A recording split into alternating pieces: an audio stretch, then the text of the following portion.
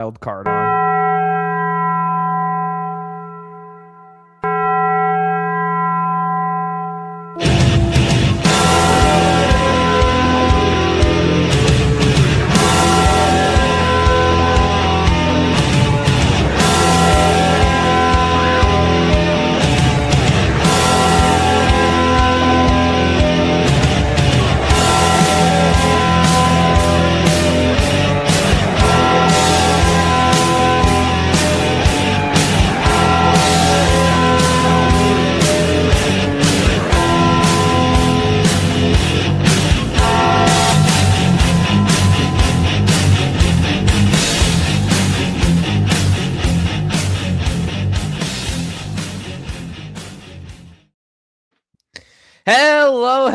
Hello, everybody. Happy Friday to all. I am your host, Brandon the Awesome. This is my co-host, John Gets Gaming. Say hello to the stream, John.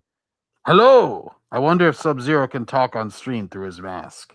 But, you actually can't drink or eat through that thing, so that's not going to work, but there we go. Yes. It was a nice little surprise, I'm going as Sub-Zero in June to a con, so I got my mask today. I was excited to show it off. I'm still trying to find my Starfleet captain shirt. Etsy is your friend.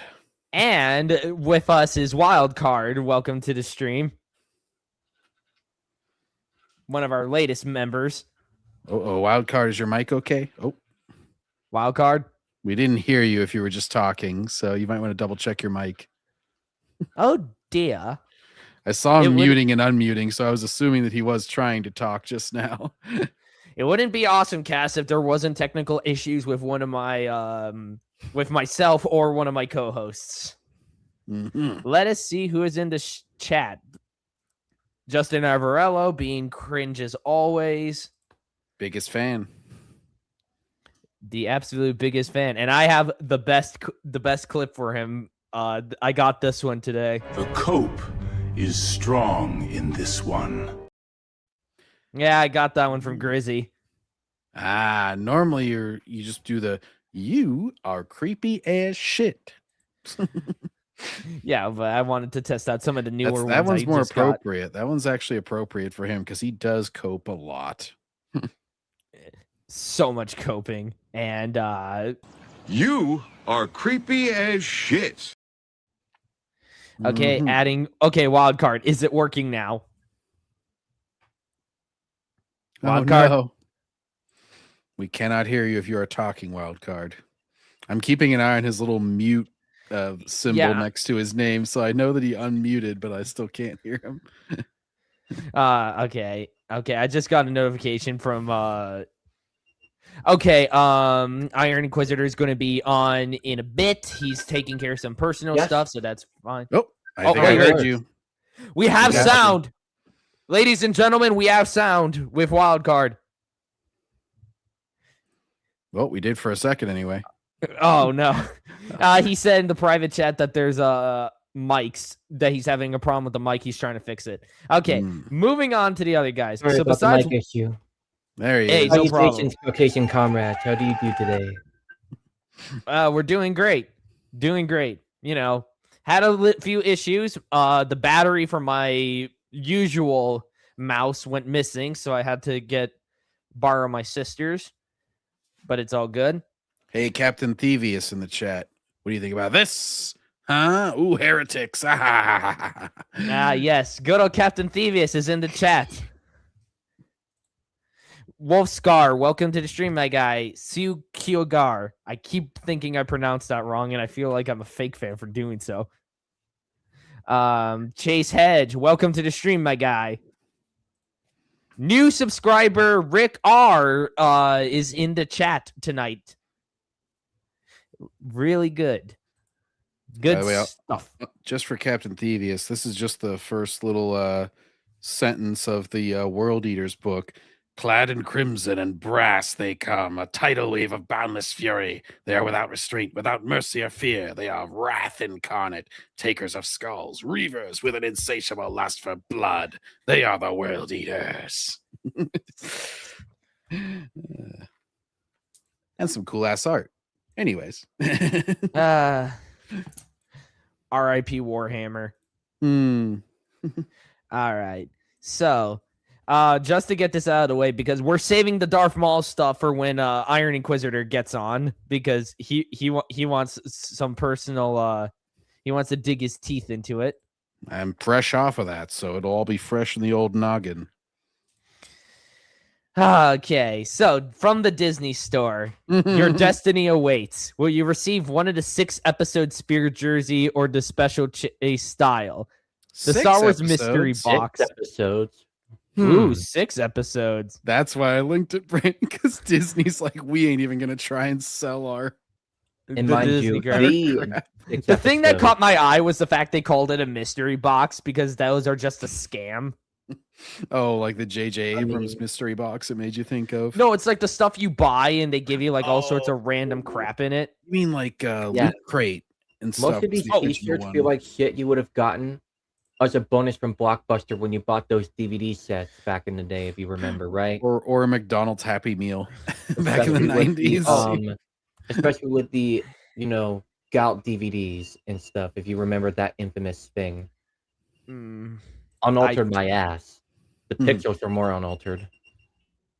Darth Maul again. Well, it is currently the trendy thing, and because I am trying desperately to appeal to the YouTube algorithm, I have to cover it.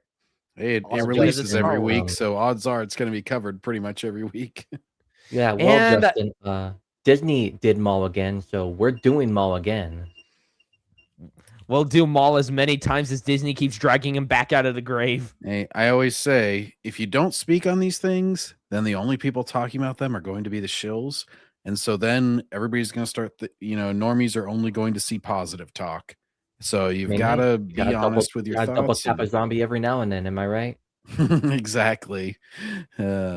Where the plants, there the zombies. But yeah, yeah, nice.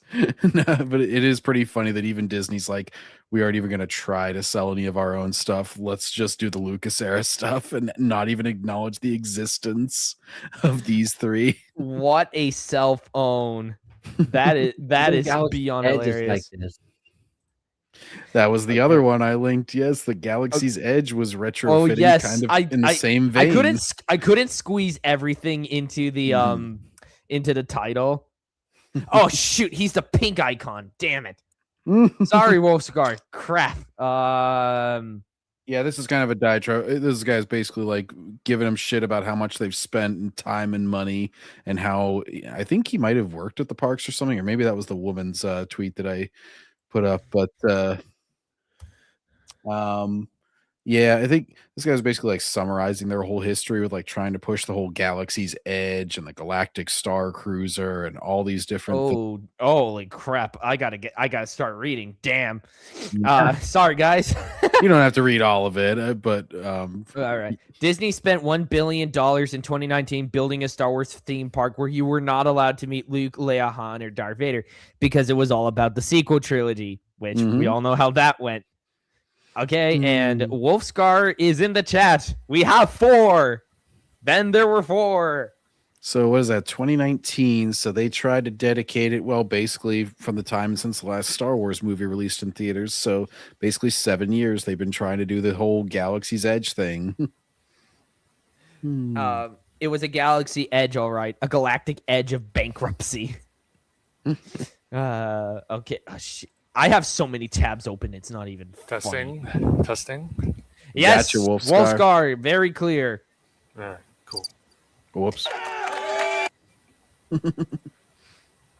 Galaxy's Edge at Disneyland was set on Batu, a backwater planet in a narrow window between TLJ and Rise of Palpatine. By that timeline, Luke was dead, Han was dead, Vader had died 30 years earlier. Leia was alive but had no canonical reason to show up at an Outer Rim smuggler outpost. Imagineer Scott Trowbridge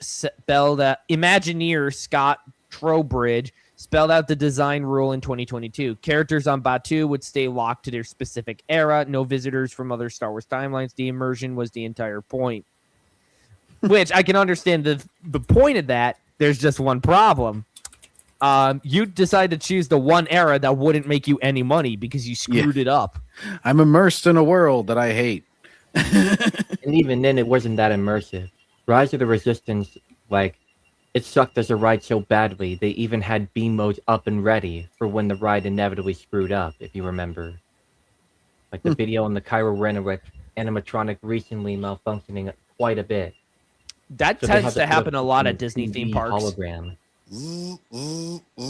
Like I said, I used to watch this one guy who covered Disney theme parks, and he would have videos of the parks constantly breaking down.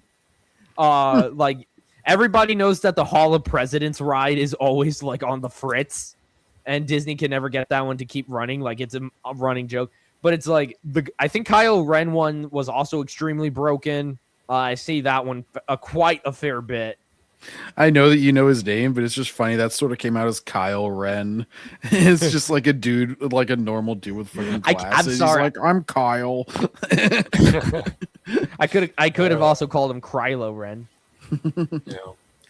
In practice, guest flew to Anaheim for Star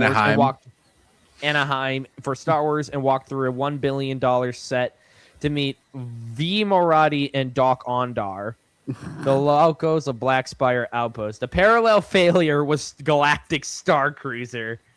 I remember being there when we celebrated its downfall over on the Knights of Melvin. 5,000. Oh my gosh. It was like Starkiller reached out, grabbed this Galactic Star Cruiser with the Force, and just yanked it down. Yeah. Galactic Star Cruiser made a fucking retirement home look more thrilling. Oh, they tried with that one because I think they also did a Lego animated special with it, if I recall. What did that even include? Was it like, I forget if it even included you getting to make a lightsaber or some shit. I don't. It might have just been like. No, I people think that was visiting just you. Galaxy's Edge. I think Oh, it was was it? just Galaxy's Edge that did it. You'd think they could throw in the $200 lightsaber with your Lego five. special. I'm gonna make a YouTube poop out of it. Someone needs to make fun of it. And then there was the infamous promo that Melvin made fun of. Oh my gosh!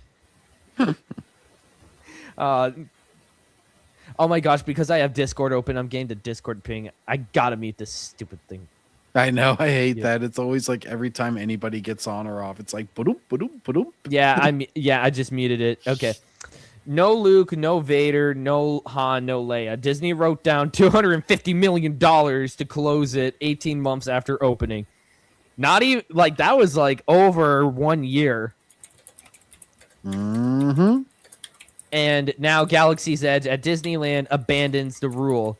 Darth Vader will roam Batuu hunting Luke. Leia and Han will appear at the Millennium Falcon. Kylo Ren is being pulled from the land and relocated to Tomorrowland, where everybody will proceed to continue ignoring him. Why is he even in Tomorrowland? He's going to be like, this isn't my universe, but I still am bad. Galactic Star Cruiser was 3 years ago. Damn, I'm old. Is he going to make out with Rey over there? Like, Oh, to God. satisfy all the shippers? Don't even give me The that. ambient Batuu music gets replaced with the John Williams score. A massive improvement because even the Disney Star Wars music sucks ass and is forgettable. Yeah, in my opinion, though, they should have made an original one in the spirit of John Williams. You know, like make an original theme so it truly feels like Get the you're guy who in composed the place music for during the movie. micro series, or shoot, like the only decent thing TCW had was its music. Wait, there's an Avengers Land on Disneyland? Damn, I Yeah. need to go there.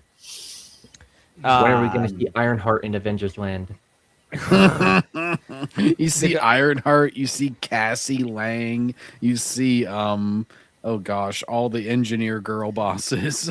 Ooh, what about Batwoman and Supergirl? Because Disney could fly out Wonder No. Brothers and stuff like that. No, And then they it can't did do that. double woke Those superhero are syndrome. those are DC. DC's Warner Brothers. Well, you said they got to fly out Warner Brother, but here's what I would do to piss off all the actresses. I would just start mansplaining everything to them. They start talking about their tech, and I'm like, here you go, sweetheart. You just got to put this compressor over here, and then your shrinkage technology will work even better. And they're like, oh. Wait, I have an idea. You remember how, if you remember, Chuck E. Cheese bought out one of their competitors entirely? Oh shoot! I am so Right? sorry. Time Theater? Iron Inquisitor, welcome to the stream, my man. Hey guys, what's going on? You talking about Hey. the whole Leia thing at what is it, Galaxy's Yes. Edge? Yeah, Yes. they're doing original stuff now. Cosplay Leia. Yeah, this guy just wrote down a nice summary of like their history at the theme parks and basically how they freaking failed. Imagine if they made this interesting and made this take place between, you know, A New Hope and Empire Strikes Back, so it could be like even better. Because you can meet these characters I'll in their say prime. it. She's not a bad looking actress. It's just, well, for one, she's in the Disney Star Wars outfit they put Leia in for the comics and the Battlefront 2 video game. They Yeah, call her And thought it- I would Adventure say Leia she is game. definitely more of a cosplayer than she is a genuine genuine Leia, someone you'd get to play Leia. What is with Oh, that? that Cabbage Patch Kid face. What is with that rank plaque? I don't know. Rank black. Oh, because she's probably General Leia instead of No. Princess Leia. No, but it's all wrong. Oh, the actual symbols on it and everything. Well, if you Also, can't even like- get that right. I like how the princess is called General because her home got blew up. It's like, Yeah, haha, I think they're you ain't trying- getting anything. Yeah, it's not like she doesn't. They demoted her. It looked like they called her Leia Organa and that just to avoid like, oh, we're not calling her princess. Oh, but we're also not mean, hey. calling her. Her planet got blew up, so technically she doesn't have a home to be loyalty to anymore. But that's more All right, sorry guys, I got sidetracked for a moment. I got a post from somebody and I was looking for it real quick. Oh, no worries. Yeah, it is a lame outfit. Now, if you put her into slave outfit, Even the original white gown with the, everybody knows the, hair bun. iconic cinnamon bun haircut. That's one of Leia's most iconic looks. Yeah, like that's the What look about I the feel New like Hope most people one? associate. Like even whenever they make like parodies and shit, it's always the cinnamon buns. you yes, know? even Or Robot cloth Chicken. outfit. Yeah. I was at Disneyland when the holy crap, this is Yeah, no, you don't have to read the whole thing. Damn. Basically, she's a former employee, and basically says like Bob Chapek was head of the parks at the time. He messed a bunch of shit up, and that she basically confirms what a lot of people have been reporting Yeah. for a while, that they were trying to push out the OT to prop up the rest of it, to invest money in order to support the new trilogy, which they thought would erase the old one in the minds of fans. Yeah, sure. Sure. oh my gosh, he even called Ray a Mary Sue girl boss. The pathetic loser Mary- son of Han, a not divorced wrong. Leia and Han, a disillusioned and bitter Luke. Oh my gosh, she's hitting it on the money, and she's a former employee. Hot damn! Wow. She that's seems to be surprising. talking like she's kind of like, now this, of course, the internet, so who knows? But I mean, Yeah, hey, she's when you take basically so like- much shit for so long, of course you're gonna eventually snap. well, a lot of these people have been coming out, and because Disney recently had a large firing, Yeah, so but- Oh yes, you know, that is certainly on the and- list. I know the one guy who. Star Wars and modern Halo both have this happen at the same time. What a coinky I just think it's funny. The one dude that got fired, he was going on a full rant about like, initially people were being like, sympathetic and everything, and there still are a lot of people like that. But then he started getting crap because he said like, yeah, they definitely like forced diversity and stuff, and like had a bunch of those kind of hires, and they like stopped caring about quality as much, and then like all the people in a certain crowd were just like, oh, never mind. I don't feel sorry. I'm so glad you got fired. It's like anytime somebody confirms that these things are true and that they are hurting the company, they just instantly turn on them and they're like, no, it's okay. Fire anybody who disagrees with my beliefs. I do remember they still fired that trending actress who played the evil queen at their parks because she was trying to get more shifts. Also, Yeah. Gina Carano, Yeah. because of the Yeah. Nazi comparison to political stuff, She should which not was on her have personal settled with account, Disney. not even on the Disney account. They could have done Mos Eisley and have Jabba's palace as a hotel, but instead we get Kennedy's garbage. The one time you should have used Tatooine and you didn't use it. Like literally the whole grungy, dirty aesthetic, like that's Tatooine. All these shots, it's just like it would have been perfect. I Yeah, have an idea. This could work as an official, new unique place, but they should have had it have the story of the original trilogy. It might have been one of the only good Disney additions to Star Wars, being in between. Because if you remember the holiday special, you could make a Disney canon version that replaces that and have it better than the Legends equivalent. But of course, knowing expanded Disney, universe version. We refrain from only calling it steal from the expanded Legends. universe. They don't expand upon it and make it better. You know, I have to say, it might not be the best, but looking back, when Michael Eisner left, that's when Disney started going downhill fast. Early 2000s. Oh yeah, because they immediately bought Pixar, they bought Marvel, they bought Lucasfilm. They just bought up so much stuff. And they're not getting enough money back to warrant the purchases. Yeah. I mean, say what you will about Eisner, but it's everyone else after him, you know. At least he did a semi-decent job. Even with the fucking Hand Witch of all things, if you remember that. Even though Freaking some of Hand like Disney's Witch. greed started a little bit under him, like it wasn't as bad as it got like under Iger, and you know. Okay, I even remember them there's putting one ESPN and- into Disneyland.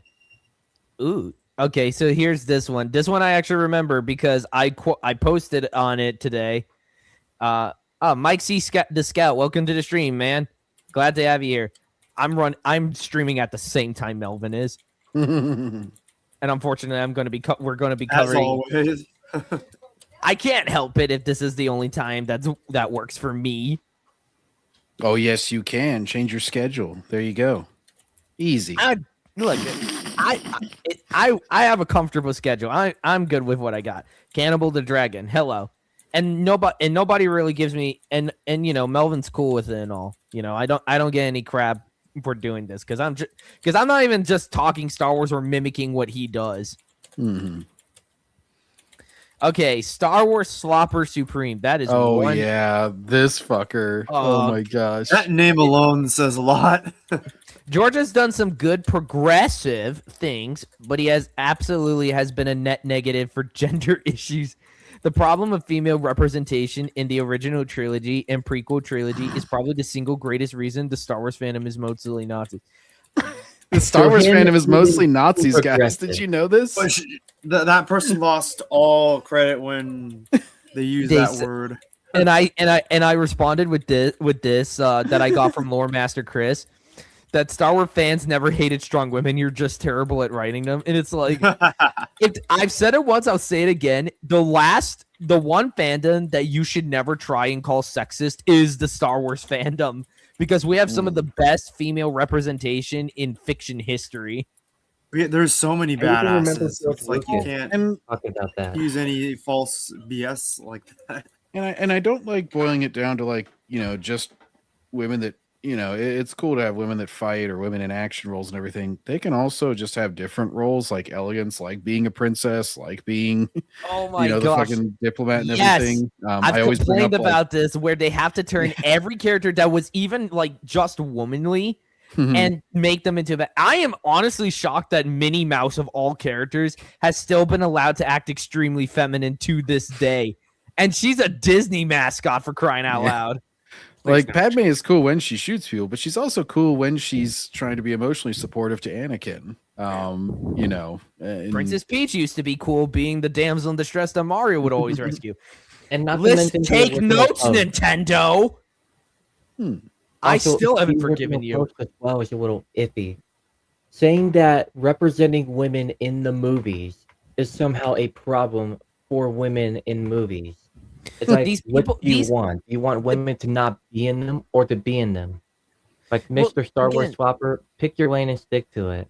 This is the problem with these people. It's never enough. They're like a black hole. You Yeah, I try was just and about you to try- say that. You beat me to You it. try and you They're try and actually you try doing to nothing. appease them, and it never succeeds because it's like there's no cap to them. It's like,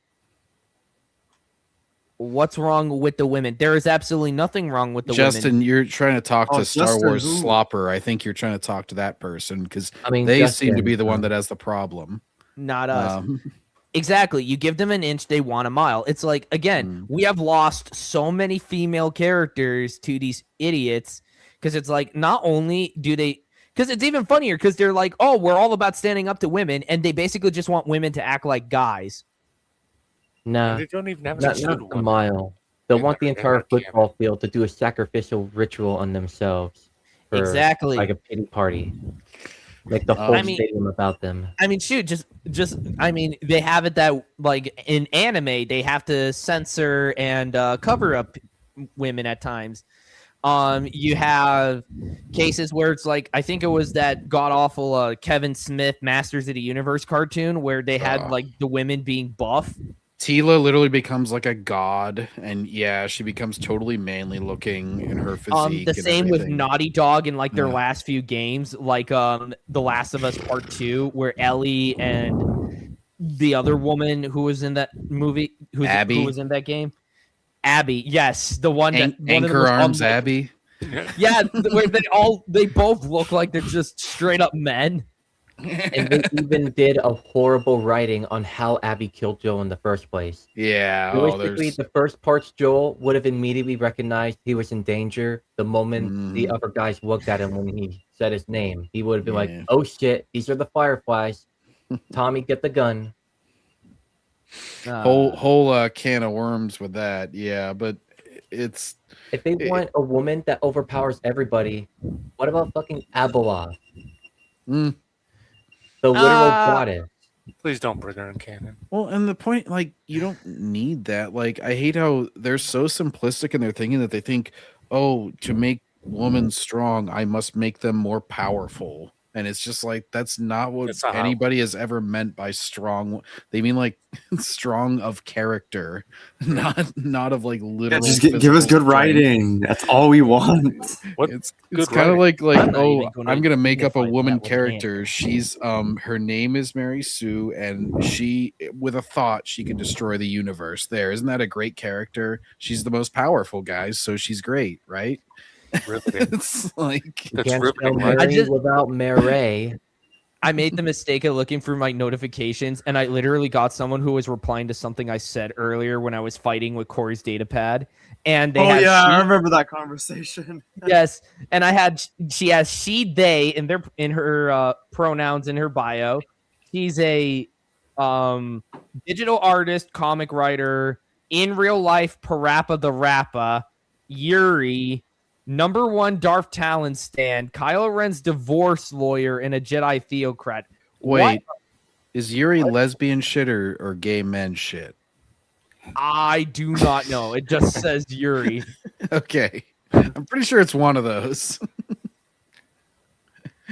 Oh my Unless God. she's And talking then I about asked- Yuri Lowenthal, the voice actor.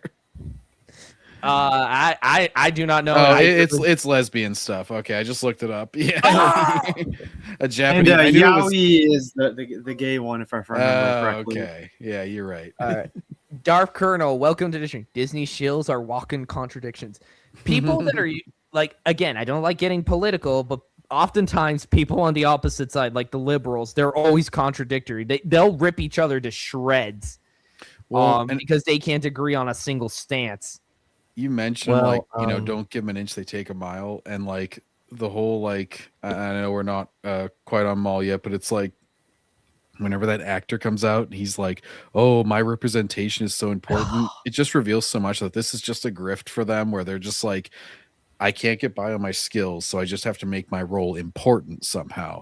And how is the easiest thing to make my role important? Well, I'll find some characteristic that has not been here before or has been here many times, but I'm going to say it's not enough times. So I'm just going to say, oh, sure, there's been Diego Luna and all these people in Star Wars, but maybe I'm the first animated male Hispanic guy, so I'll just say that's why it's important. It's like you can always just keep dividing the hairs until you say that you're unique in some way. Justin, silence, you fool. Welcome, Double A, to the stream, my man. But it's just Kriya, like Mara Jade, the Jedi Exile. Need I go on? No, you don't. Like, again, you can name 10 female Star Wars characters from real Star Wars right off the bat, and that shuts them up most of the time. Janors. And you know what someone who's actually good at their job does? They'll name specifically some character development or arc that they wrote in, or like some great performance or speech that they did. Ben Starr has a lot of great performances, but he's a white guy, so Screw him. We gotta rip him off. it's we like just gotta swap him think aside. about like people say, oh, he gave a great performance versus this dude from Andor who's like, well, my performance was very important. I was the first blah blah blah. It's like, well, so now we're not talking about the quality of your performance, we're just talking about who you are. Great. Immutable characteristics, so important. Gahadra-man. Welcome to the stream. These people only care about their hatred, self-hatred for men. Yes. Usually. All right. Okay. Yeah. Okay. I found that so we're going to rip into Bombastic because he covered Shadow Lord episodes 3 and 4. Oh yeah. We're going to dive right into it. And we actually have a couple of videos involving the Darth Maul show because, oh boy, this is funny. I thought he was pulling a Stuckman and advertising the gambling for a second. I realized this is a YouTube ad now. No. Oh no. Chris fun. No. Chris Stuckman has fell off really hard. Although I'm gonna be honest, shills and these gambling games kind of operate on the same sort of algorithm. They're just like fun, positive, win. And then they keep losing. Because the house always wins. Unfortunately.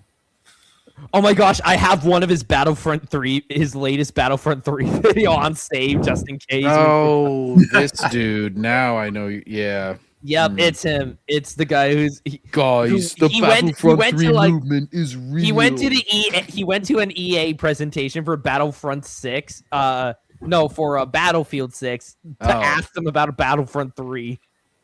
What? And they were like, Wow. well, keep an eye out. And he's like, oh my god, confirmed. That means they're gonna make the game. Like, if you ever want like the perfect representation of a Disney shill, fighting for what is clearly a lost cause, he is the very definition. Like he is fighting for something that at this point, why are you bothering? Well, he's seeing there's going to be an ever lessening number of people, but as long as it's enough people to get him monetizable and everything, he's going to keep milking that cow.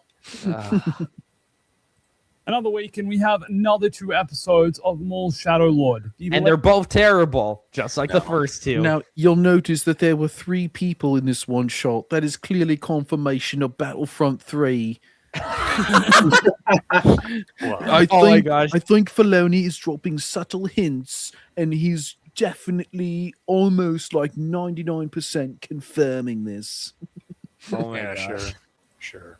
Latest Star Wars series to premiere on Disney Plus, and also the latest Star Wars animated series, which also based. And as we all know, outside of 3 animated series made with Star Wars, the rest of them are all shit. Guys, shilling takes a toll. Look at that face. He looks so tired. Like, Yeah, I can't keep chilling if I do it anymore, but I just gotta do it for the views.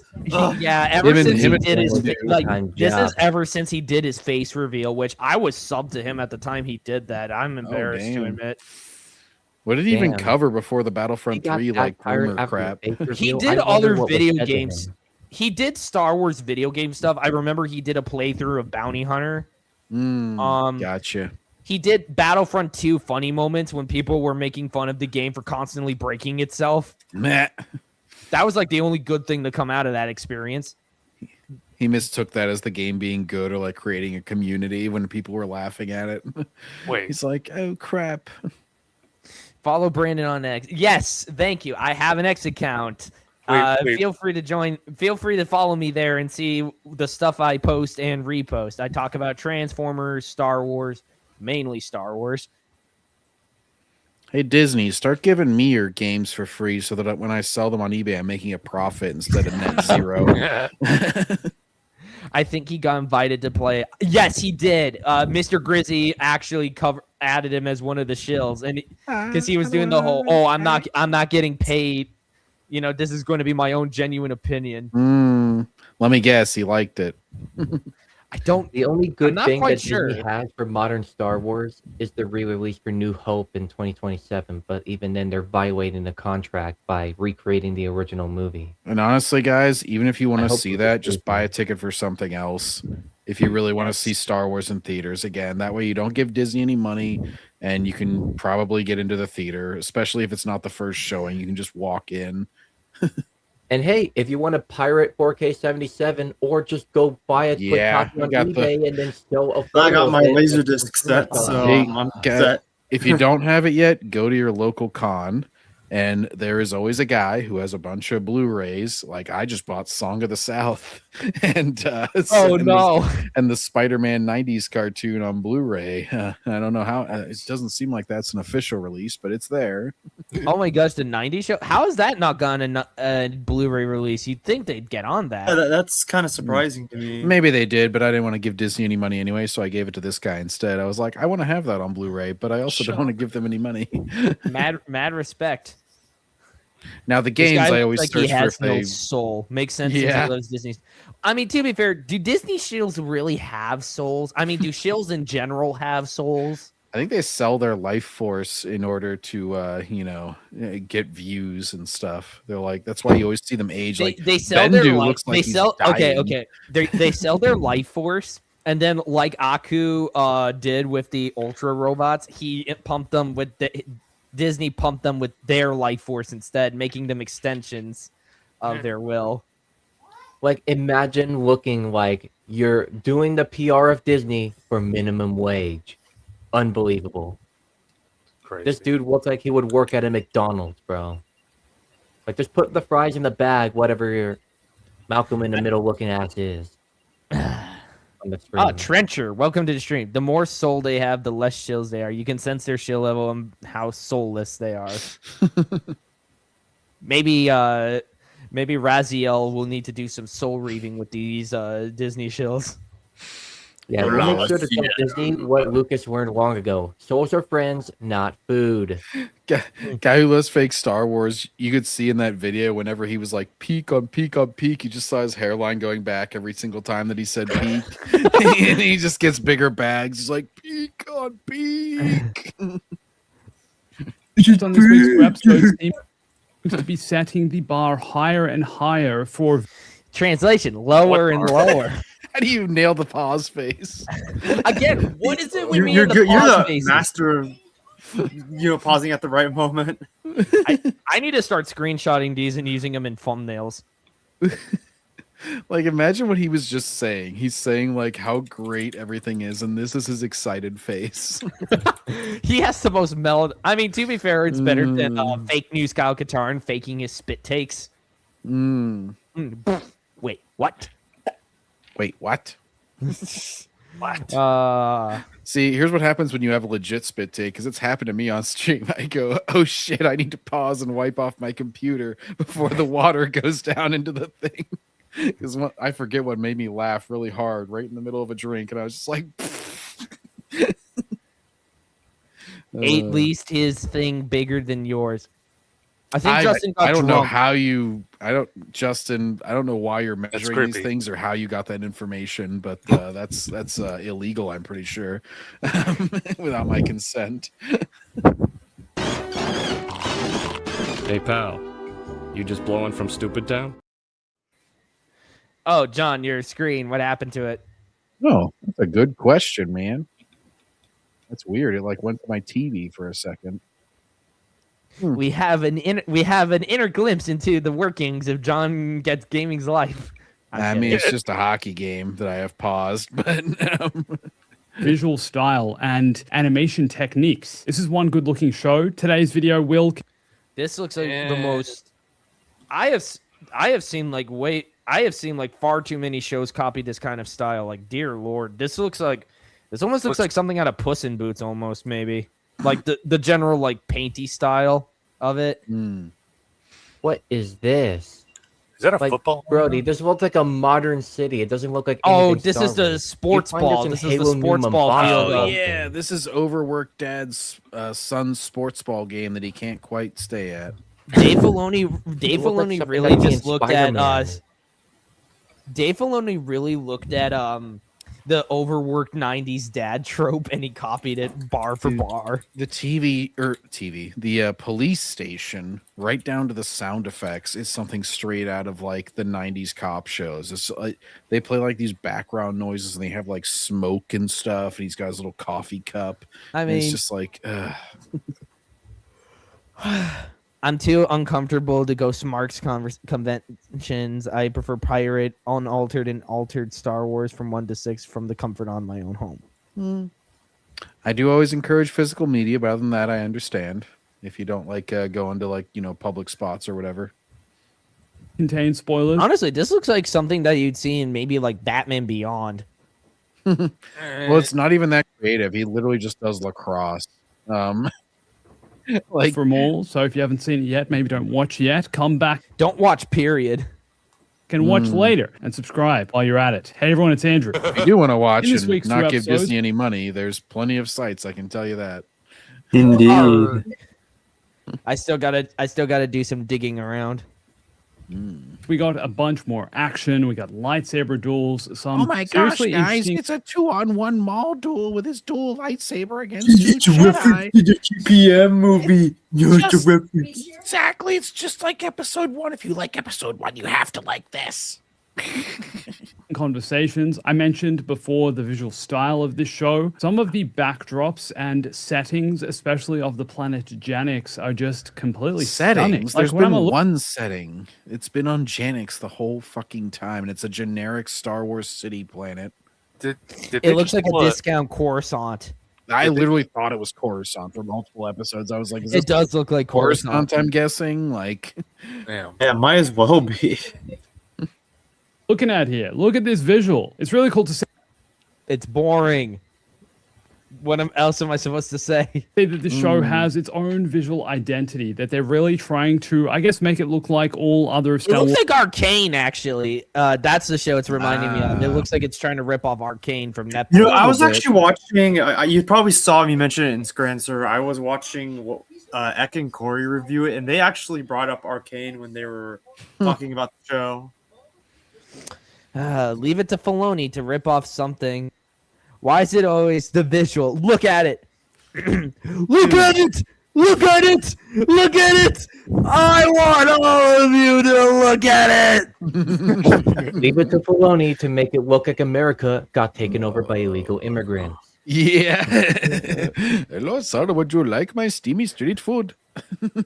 That dude TCW literally just has shows- a pile of spice on the right side of the screen right now. It's like, oh yeah, just eat that pile of spice. It's good shit. Clone Wars is single-handedly proof that certain art styles will never work when pulled Yep. from their formats. It really I is. hope they cleave Maul vertically this time around. Then they can have two Mauls running around, and the left one can survive even after Obi-Wan kills the right Dude, side. I said that with Dooku, how they, he gets his head cut off. Well, And he like, put- yeah, and he they'll goes make- Futurama with the head in the jar in a robot body. It'll be Yeah. a crisis of two Dookus because they'll have one that's, the human head with a robot body, but then they'll have the body with a robot head.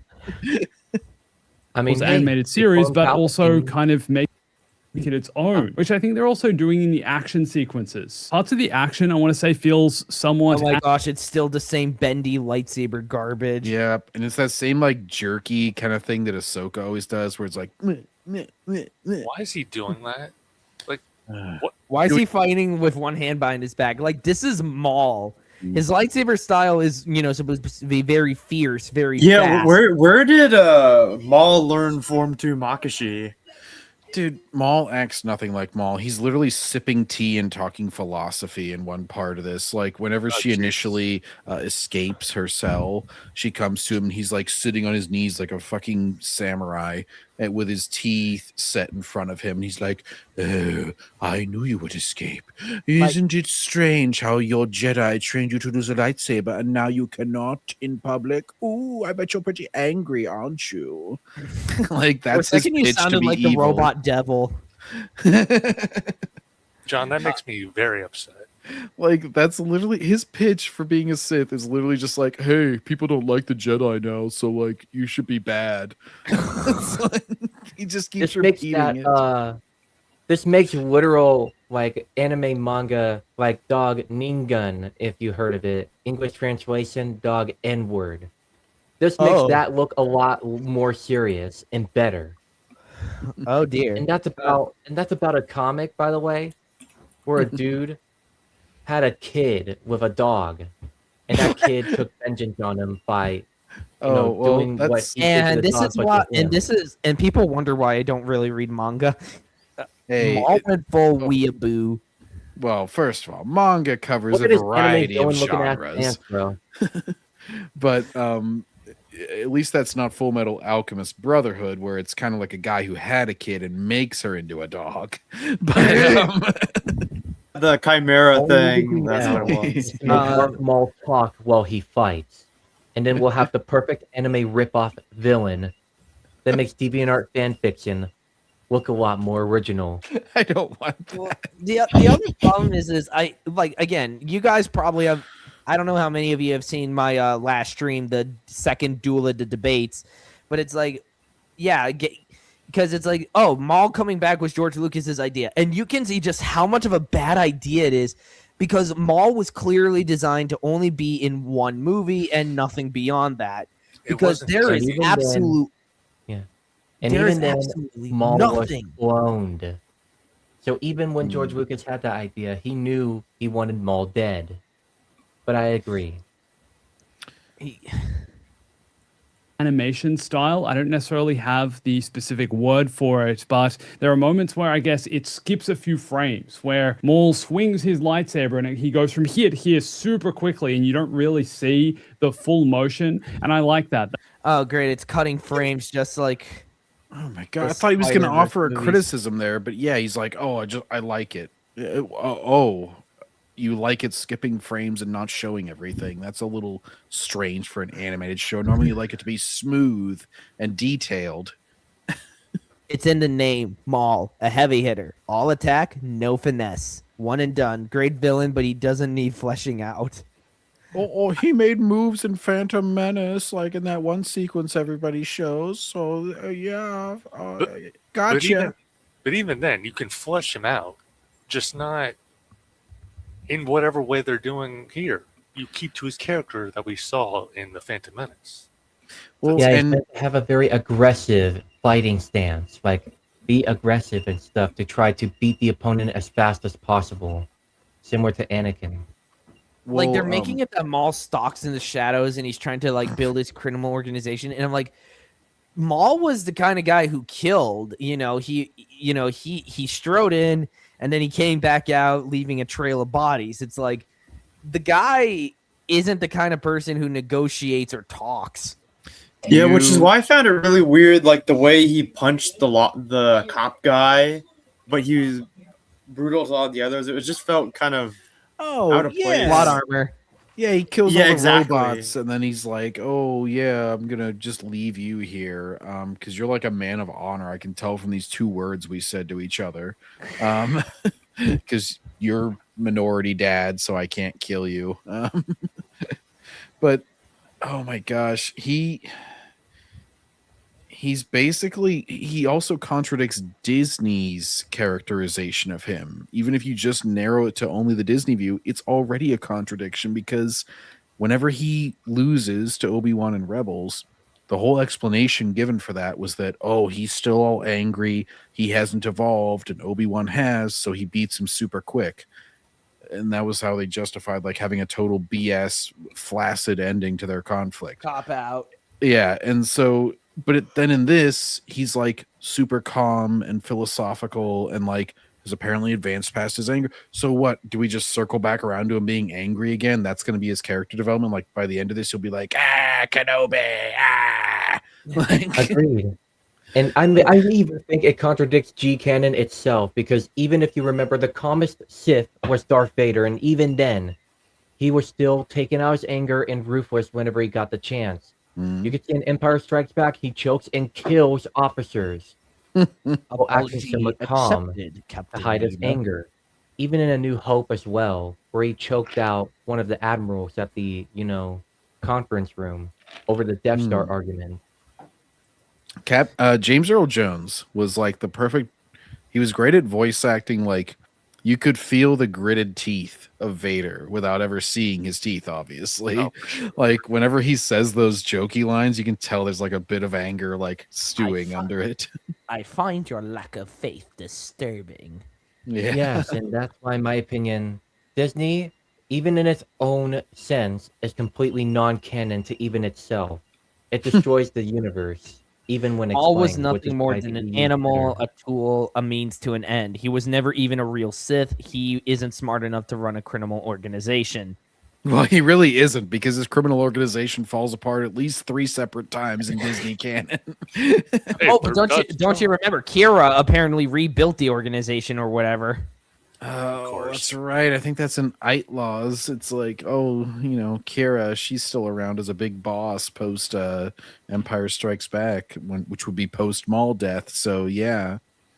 That's part of the visual style and identity of the show, and I'm all for it. Facial expressions, I think, as well, is something we should point out because you're getting so much emotion in the animated face. Honestly, Maul looks the worst when it comes to like all the characters made in this art style because of the way his face looks. Because it's like they scrawled him in pen, but you can tell like there's some obvious pen strokes left behind that they didn't bother filling in.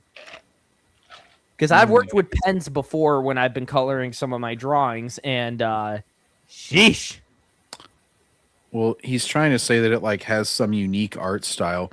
This is the most generic cookie cutter, and it's made because it's cheaper to do it this way, where you don't hire the individual animators, you just have the template and you just copy paste.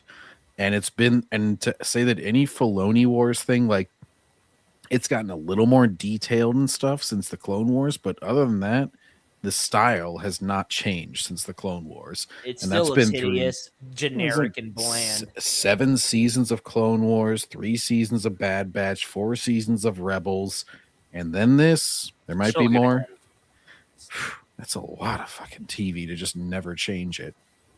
They haven't said the girl's name, but somehow with his lightsaber, Maul learns her name. Does that? Oh, don't tell me he has Quinlan Voss's ability. Yeah, it did seem like he was like a reveal whenever he said her name because she was like escaping with his lightsaber and he was like, I'm going to need that back. And then she's like, oh no. And then she runs away. So they're using acolyte logic, which means this makes the Sith actually even more evil than before because the dark side in the EU at least gave you temptations to do bad things for the sake of your own power.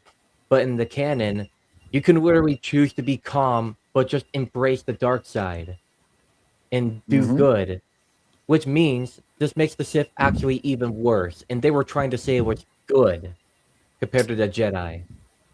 As Gandalf, as Grand Elf said in Rings of Power, I'm good. And then slams the staff down. Oh my gosh! That cannot be a legit scene from the. Oh yes, and there's a reason I call that him actually Grand Elf. happened. Yeah, No, it's at the totally. end of season Oh. 1 because they do an amnesia plot line. He falls from the sky and he doesn't know who he is, and they're like, "Oh, you might be Sauron. Maybe you're Sauron. It's a mystery." And then at the end of Everybody season, knows what he is. yeah, at the Everybody end can of see season, the twist coming from a mile away. and they're constantly trying to allude to the Peter Jackson films. They're like having him talk about like, "Oh, always follow your nose" and stuff, like all these quotes from the Jackson films from Gandalf. So everybody who was watching knew. They're like, "Oh, he's Gandalf, okay." But then he's like, ooh, and then he like gets his staff at the end of season 1 and he's like, and they're like, "Who are you? You're not Sauron, you're," and he's like, "I'm good," and he slams his staff down and dispels the women Eminem ring wraiths that were pursuing him. In fact, if you remember what Tolkien said, good creates, evil corrupts. So they're deliberately changing it. Evil to make the cannot Sith create. good. Evil can only destroy. Yes. Well, Why and there's does a Maul reason. want to run a crime? Because wasn't that the reason Sidious found him? Yes. They don't ever remember Book of Boba Fett when they spent the whole season trying to make Have a crime Boba boss. Fett be a crime boss. Yeah, and then at the And end he of the never really season, is one. Well, at the end of the season, after their whole battle and calling everybody in, he's like, "Not meant for this, I guess, Fennec. Let's do something else or whatever." It's just like he just completely abandons What was the point? Like that is as much thought as Disney puts into these things. They're like, it'll fill up a season of TV. We don't need motivation or sensible character development or anything. The worst part about that is he accepted credits, Republic credits that were worthless on Tatooine. Where's the whoopee That's whoopee? true. Yeah, and if you fail so many times at something, you'd probably want to get away from it eventually. So, by the logic of Book of Boba Fett and this Maul Solo alone, they both should have said, "Okay, fuck this hobby. I'm gonna go do something else. It ain't working out." And looking at the new characters and being like Eric Cartman, going, "Screw you guys. I'm going home." Like, it was thanks to that he lost his brother and how Ahsoka and the rest found him. Why does he still think being in the spotlight is a good idea? I have no darn clue. His brain damage. It's sleep sunk cost apnea. fallacy. He's like, I have tried so much to be a crime lord. I can't stop now until I succeed. Well, it's Disney I'm only canon. halfway there. Might as well go commit. Halfway there. Well, it's Give you a Disney Star Wars canon. animated You have to show. take your ideas from fanfiction.net. Also, just wanted to say, guys, sorry for the no uploads this week since the last episode of Maul. I just moved house. But if you want to see more of that chaos What a strange way to say that. Moved house. Also, behind the sorry. scenes, and go Thank God you haven't Just say uploaded. Oh. What? What? Why would What's you that? set up this photo and then take it? Like, how did you even do that? Did you paste your phone to the ceiling and then like lay down? Oh, look at the Brandon feet State. below. Someone was holding it for him. That's crazy. Dude, you probably spent as much time setting up and Moved taking house. these If you wanna photos see as more it of would have that taken chaos- to make a video. Oh, yeah, somebody did take it for him. It had to have. I mean, look at it's like way high up and then he's laying there. Yeah. And then you got the Mr. feet Brandon. at the bottom. That's crazy work. You want dark side? Toward dark side options for the Sith characters are so degenerate, it's comedic. Jedi Knight dark side options make you cold as ice, like mind tricking a Sith into self deletion. Damn. I mean, hey, the Sith's a threat. You can make it Wow. a light side option very quickly. It was the right thing to do. Yeah, I mean, but are hell, there? look at Mace Yeah, but are Windu. there any attractive Darth Talon types there, or are there any cookies? Because if either one of those two options are available, I may consider compromising my morals and going to the dark side. Oh, Yes, Brandon. I always hear when I go over to the Korriban area in the Old Republic about Darth Talon and stuff like that. And it's obviously the most degenerate stuff you could possibly hear about being like, yeah, I'd hook up with them and stuff like that. Kind of like how the Fine. clones in TCW do with freaking Padme in a deleted scene. What? We had Yeah, the pin there up was a on deleted scene in the final season, if you gunship. remember, where the Bad Batch straight up had a LAAT with Padme and freaking like little to nothing on with some banner World War II propaganda style bullshit. And My Anakin God. got pissed. Where's my Walther P38? That might be one of the Stay only bombastic. good scenes. I've seen a few people comment Mm. that Maul isn't even necessarily the most Oh my gosh! Did you see how she reacted to having the stay lightsaber? bombastic. I've seen a few people comment that Maul isn't At some angles, she looks like a man. The way she turns and she looks like she's about to run back after it. That's mine. Not to mention, Molly just like start moving it some around. angles, the girl looks like a dude. By the way, if you look at some of the images, the Twilight girl looks like a dude on some of them. Yeah, That's crazy. because The you know, Abby she doesn't have any of lipstick Twilight. on. She doesn't have any like. Sheesh, even I don't if even she know how was the fuck old TCW she's looked more supposed like to a be. girl than this. I haven't watched it yet, but I bet her name is Abby. It's Devin. It's Devin, yeah. There you go. Devin transitioned into Caitlyn. Guys, it's Debbie. That's her Okay. name, Debbie. Really? Yeah, I've known guys named Devin before, so you know it could still apply. Devin even transfers into necessarily the Debbie. most interesting thing about this show. Instead, it's Lawson, the detective, and I'm really enjoying the way they're continuing. Oh my gosh, he even dresses a lot like Cassian Andor. Yeah, it kind of reminds me that the show sometimes it feels like he's the main character instead of Maul. Are It's you like- honestly surprised? Because it's like it's always a bait and switch with these shows. It's like you think you're getting a show about Hawkeye, no, it's going to be a show about Kate Bishop. You think you're going to get a show about Loki, you're right, but you get a show about the wrong Loki. I bet they're gonna find some way to make this police chief Andor's father or something like that.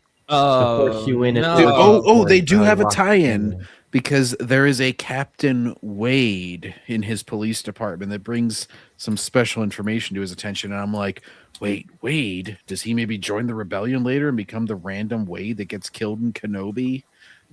You know, Where- after they randomly and successfully raid the Inquisitor Fortress. Fortress Inquisitorius or whatever. Oh my That's such a dumb. The shenanigans that went on in there make Looney Tunes look like the more realistic adaptation. Da. Oh yeah, the code overlay with 4 legs out of it. It's like, Walther P38. I have the original Masterpiece Megatron. A shame he doesn't have all of his Call of Duty attachments.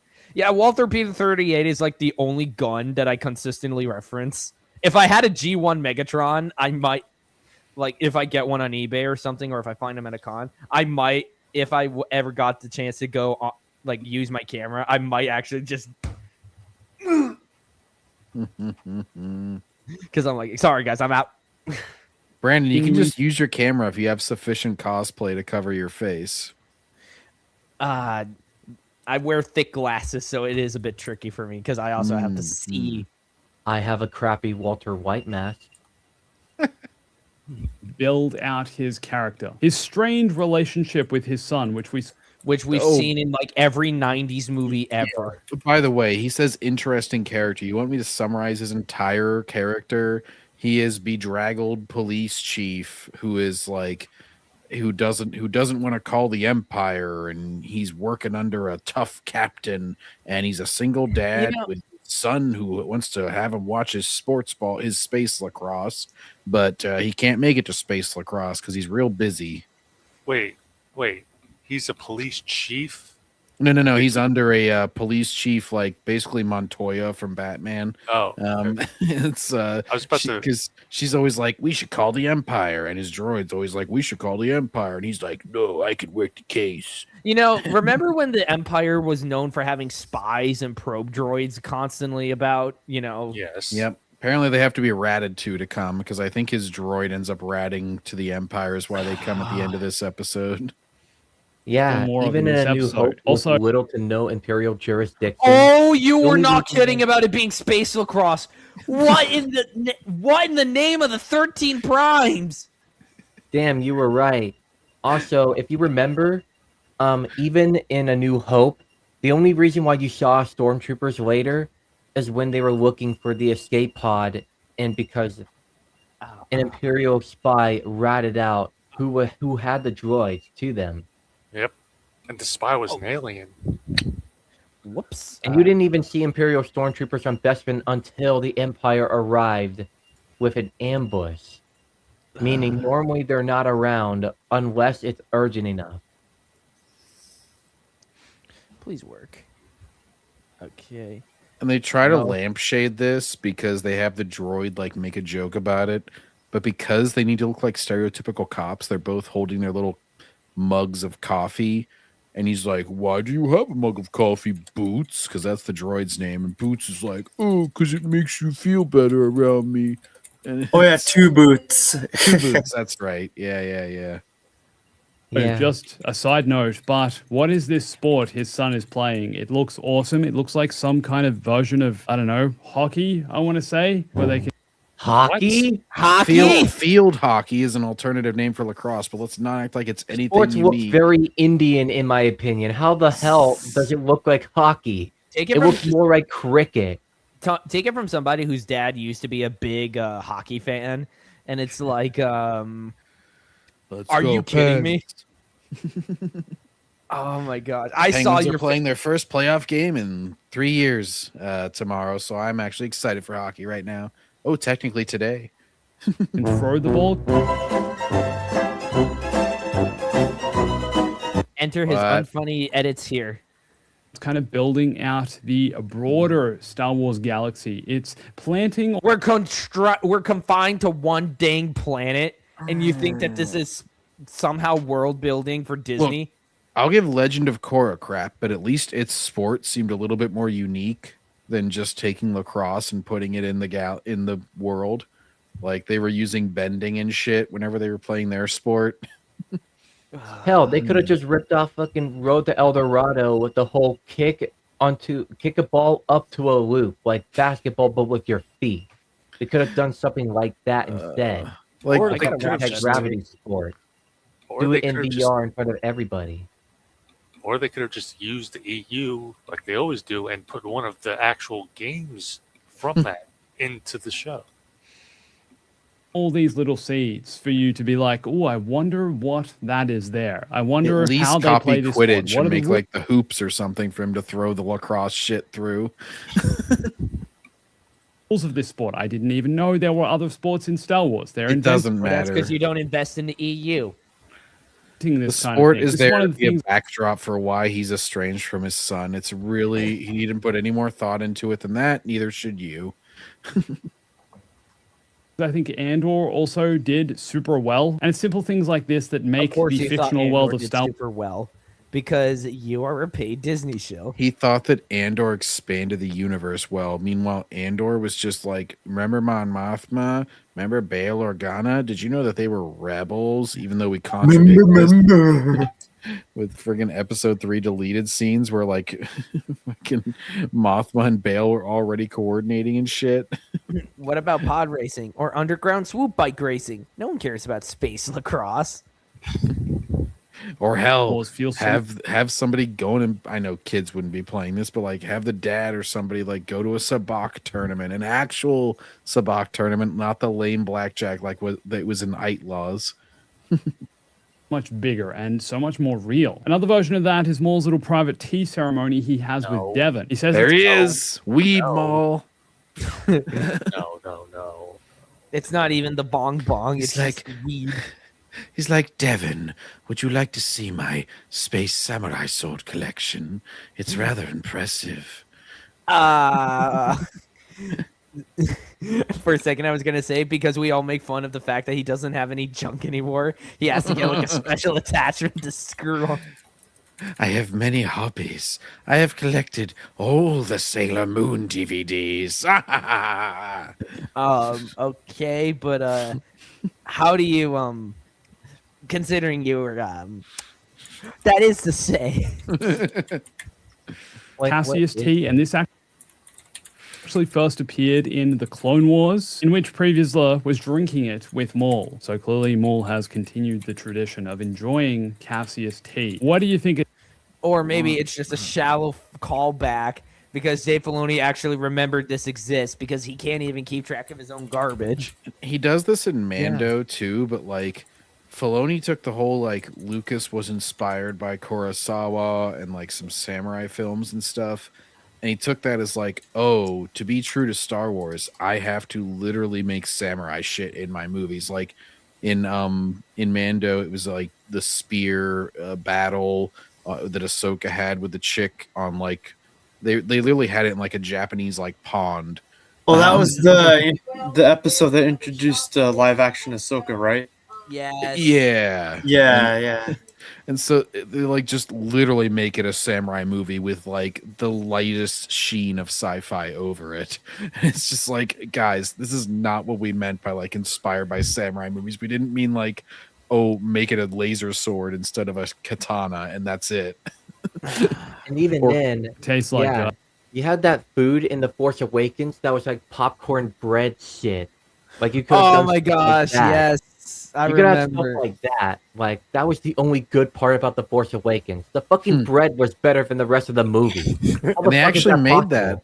They like put more effort into that than they did into the entire writing for the trilogy because they made like the freaking expanding bread and stuff actually work practically. Yeah, whereas in the Kenobi show, he makes soup, but the soup's CGI.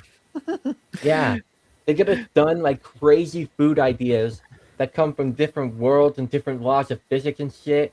No, just do fucking tea and make it so obviously green tea. we reference the Ching Chong Chop Chop movies. Guys, apparently it's made from the flowers of a cassius tree. So I'm assuming it's a herbal tea. Ceremony reminds Herbal. Oh, yeah. They'll just reference blue milk over and over and over again. Because no one can ever get enough of that blue milk. Don't forget the green milk that Luke milked. Yeah. What about I don't know, some random alien idea. Martian fruit punch or something. Like something other than fucking blue milk. Jawa juice. Like Lum. Like, you want to know how to make the most iconic drink from Star Wars? Get milk, put some fucking food coloring, tomato, potato. I do that every single time. I do that every time I celebrate Star Wars. Yeah, Star Trek, the original series, and Deep Space Nine are often described as westerns in space. If Filoni worked on Star Trek, he'd give everyone cowboy hats as phaser revolvers, because to her, it's a western like Gene intended. Exactly, it's that sort of shallow Filoni thinking. away It's from like, track. It was inspired by this, so I have to make everything exactly like this. Like, yeah, that is the perfect example, Captain Thievius. And hell, J.J. Abrams got into Star Trek with a movie, if I remember. I don't remember what the movie was like, but some of the clips look way more faithful to Star Trek than this shit is to Star Wars. Oh yeah, the 2009 Star Trek movie, yeah, that Abrams directed. At least he gave us hot women, so he definitely made it more like. Yeah, I remember the Orion girl in that movie. He basically made it a bit more like Star Wars because you never see like an actual phaser in that movie actually be a phaser.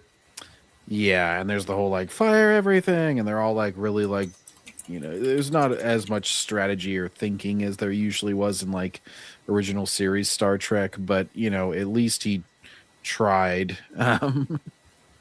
Tea or matcha tea ceremony, I want to say, and I love that they're building that out. Look at how they're on their knees, knees, just like, you know, just like a Japanese, you know, even traditional called it samurai. Just like in Samurai Jack. Not to mention, by the way, John, I finally did get to matcha that black tea. and white episode you were talking about. Oh, nice. Wasn't that 'Cause I'm cool, on those season 4 now. visuals, man? Whenever they're going in and out of the different colors, and then Jack starts to use it to his advantage. It's It's like, so good. oh. Yeah, and even Bombastic obviously knew that it was like a matcha tea ceremony. Why not some weird alien crack pipe flavor or something like that? Make it, you know, a fucking alien food. Hello, spice. Like, Oh yes, keep Filoni away from Godzilla because the Zilla Beast is a disgrace. wait, Zillow, Zillow isn't that Beast, isn't that a house buying service? I'm pretty sure you meant Zilla. No, the Zilla Beast. They Yeah, describe that's right. It is a Zillow house Beast. buying service. I only remember Zillow because it was in the first Sonic movie as an advertisement.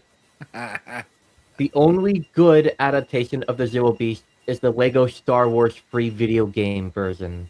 And that's Because they you have find the minimal same level. dialogue.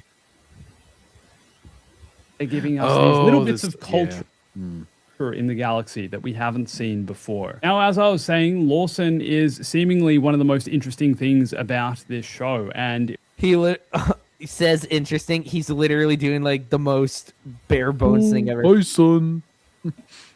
Also, hey, dude, shouldn't you be like more in hiding? No, I'm wearing a hood. That's all I need. I swear, this Jedi is just asking to get plugged full of blaster holes. He You pulls put- a Batman here You too. see that Whenever the cop dad, dad right there? That cop dad, if you put Marwin's voice from fucking Finding Nemo, he would literally be the exact cliche, bar for bar. it was revealed Like, by "Hi, son." Two Boots. Shit. So he But pulls a Lawson's Batman in ex-wife- that scene, though. The dad turns around and he turns back, and the guy's gone. Whoa. Is an Imperial. Perhaps this is part of the reason they broke up. And it's also interesting that he is divorced. This show really does have a lot more. Remember when Star Wars used to have happy couples? You know, Han and Leia, Luke and Mara. Kyle Yep. and Jan. Well, and Yeah, Kyle and Jan. he's They calling even this had deep. breakups in the universe, but it was more real in the EU. Like, what the fuck is that here? And he's calling this deep too. Like he's like, oh, the dad is divorced. Isn't that a cool, interesting? And it's like, not really, not unless you make it interesting. Like just saying, hey son, I'm divorced. It's like, okay. When modern Resident Evil treated Leon Kennedy better than modern Star Wars treated Luke Skywalker, you know they cooked. Yep. I'm so adult happy themes that for they a didn't Star kill Wars him animated off. series than we've potentially ever seen. Also, Filoni's droid designs suck. It's a guy with a helmet. Yeah, I wanted to What comment was on that? that weird evil floaty droid. That is like one of the most Filoni things ever, Oh my especially the way it God, talks. The growling Oh. droid, where it's like used to intimidate people. Like the guy goes to run, and the little disc, it's like a discus with a little head that pops out, and it's like, ah, and it's like he's like, oh, I'm gonna stay here, I guess. This droid would look like a driving instructor at best because of that looking ass helmet right there. Like turtle shell looking thing. And it really doesn't feel like they're putting in any filler episodes. Every episode is here for a specific reason. And The I'm all bored the for living that. This crap also out makes of us. I'm Lawson a getting sing- bored just watching this. I want to get to the good stuff. Like, let's be honest. When was any of his videos ever good? When he was doing the Star Wars Battlefront 2 funny moments, and that was because he wasn't talking. Yeah, video game glitches Yeah. are usually pretty funny, but that's about it. Single father, which is part of why his relationship with his son is likely so strained. Lawson is a man who is, in a way, in love with his job. He's a workaholic. That's part of the demands of He's married to his job, not his wife. I mean, hey, it would make sense why Bombastic makes YouTube videos all the time then. Ooh. I can't remember Bombastic has a girlfriend. I don't know. He's like, not since Mole Shadow Lord came out. Well, His about job the is- father thing, you could just replace this father with Bombastic's father, and boom, you'd wonder why he talks the way he does. job demands that he keep the people of Janix safe. And unfortunately, in his position, that means making sacrifices in his personal life, which is why we once again see his son being disappointed. I'm so curious as to where this will lead, though, and I have a feeling that it's going to have something to do with the Empire. And speaking of the Empire, we also saw the tension and conflict. Oh my god. Yes. Oh, I'm seeing it. It's like you got the typewriter, you got like the phone. Yeah, it's cubicles. It's literally like What is this? Raccoon City Police Department, bro? What is this? The Pretty Detroit much. Police Department from RoboCop Rogue City? Damn Yeah, it! of course. You're a loose Also- cannon. I want your badge and your gun. I mean your space Also badge and your making space gun. sacrifices. I mean, if you go look at Bombastic's setup a bit, you only see like one little plushie when he and a bunch of other YouTubers probably would have like a bunch of collectibles in the background along the soundproof wall. So Actually, that's his own plushie. yeah, Nah. he probably did make sacrifices when he moved. He probably left a bunch of junk behind. Good for him. He actually, the reason that he had to move is because he used to live with his girlfriend, but then, you know, she'd be like, oh, hey, you know, getting all frisky with it. He'd be like, does this mean that Battlefront 3 is coming out? And she's like, hey, I'm beginning to lose you. You can't stop talking about Battlefront 3. And he's just like, whenever you said Battlefront 3 just now, she's like, I only said it because you said it. Frailfront 2 EA is his girlfriend. He's like got big bags under his eyes. He's like afraid. He's like 3 a.m. She's like, "What are you doing, honey?" He's like, I was just looking at this internet forum, and I think Battlefront 3 is coming out." She's like, "I'm leaving you, and I'm taking the kids." In fact, that reminds me. Lawson. No, he's too literally looked busy. He's too busy scouring the internet for anything Battlefront 3 related to have kids. Yeah. Also, why does Bombastic look like Cadicurus' own brother, bro? Cadicurus is much less funny, much less eccentric and entertaining brother. So I'm surprised somebody's mentioned Kadikaris because I have watched a couple of his videos. Wouldn't surprise me if Filoni tries ripping off Blade Runner as well. Don't I give used him to watch major. his videos in the past a lot.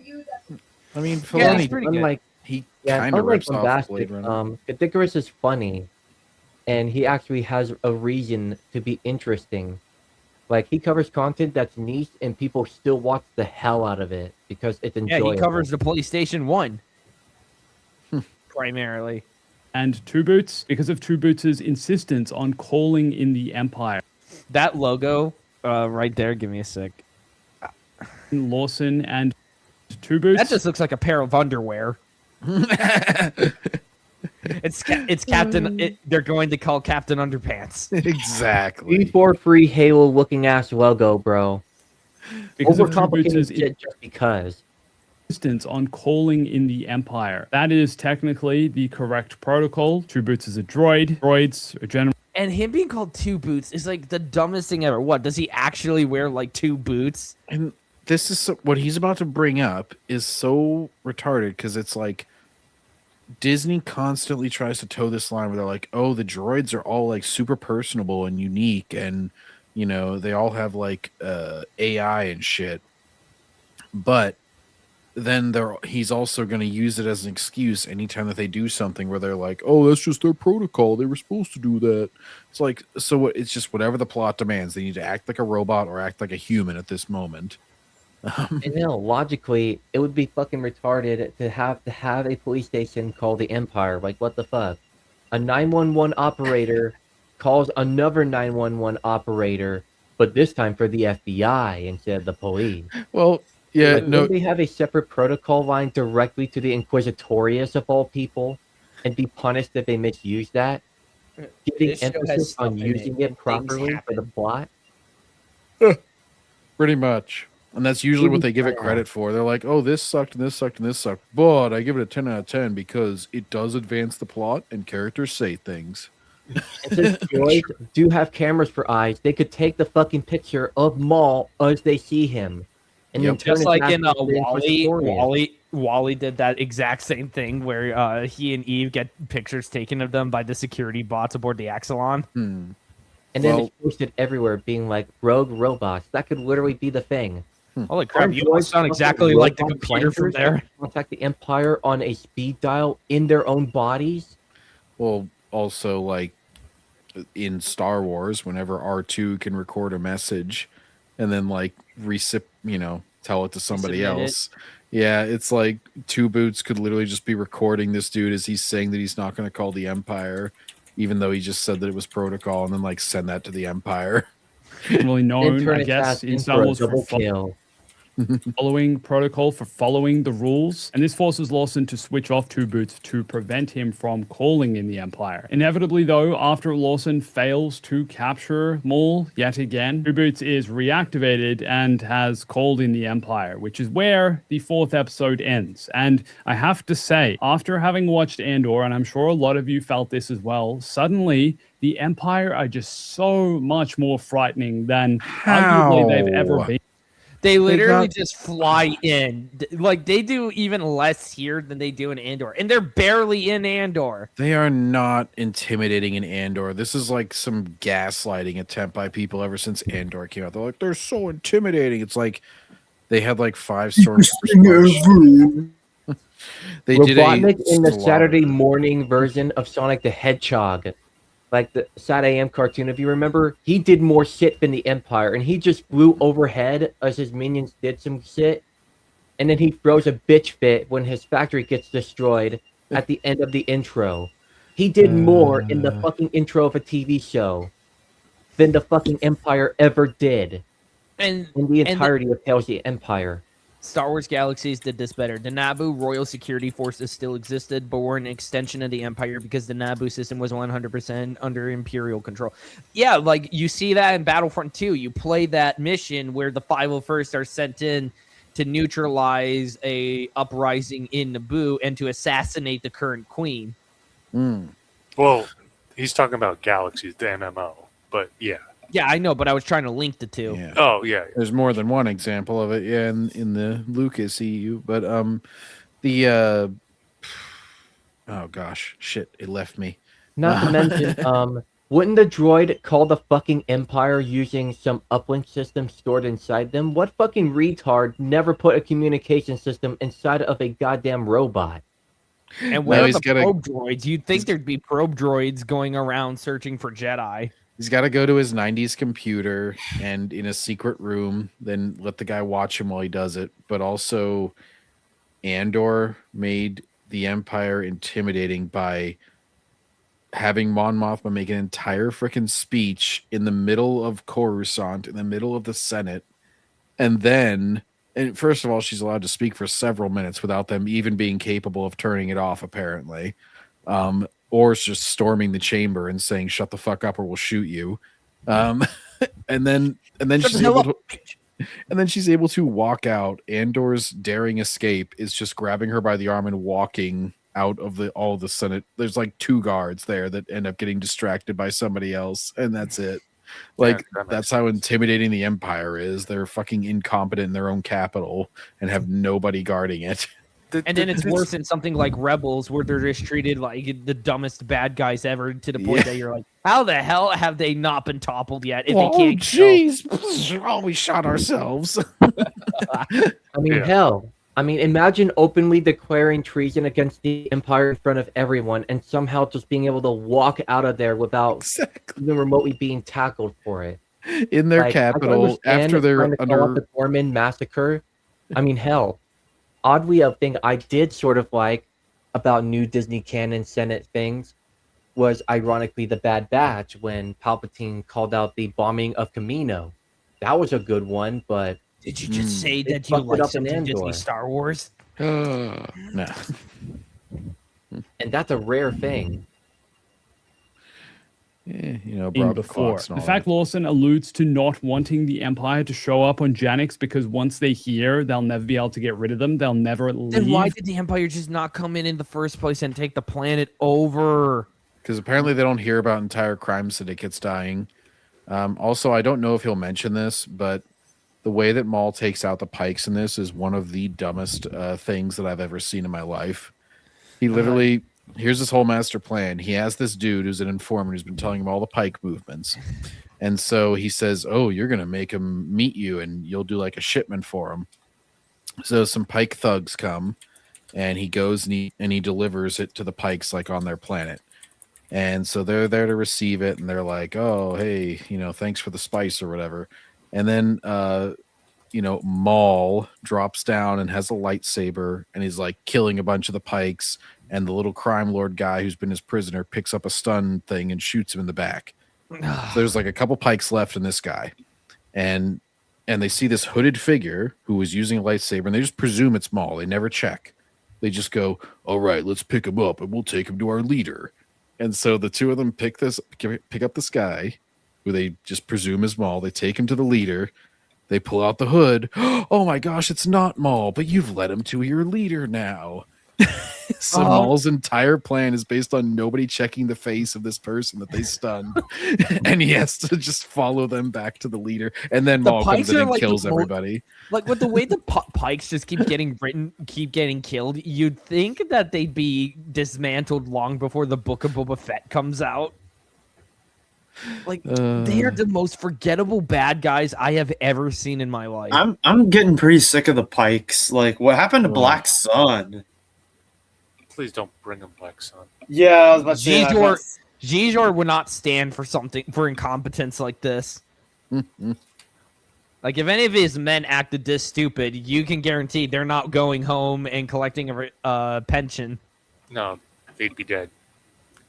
The fact he kind of just wants to keep things under control himself, keep things in his own hands and in the hands of his security force. I think this says a lot about the fear the Empire are spreading throughout the galaxy, the power and effect they're having on systems like this. And just seeing that Star Destroyer looming over Janix, looming over the city, I guess we kind of know what could happen next. And that why is a Star Destroyer in the atmosphere?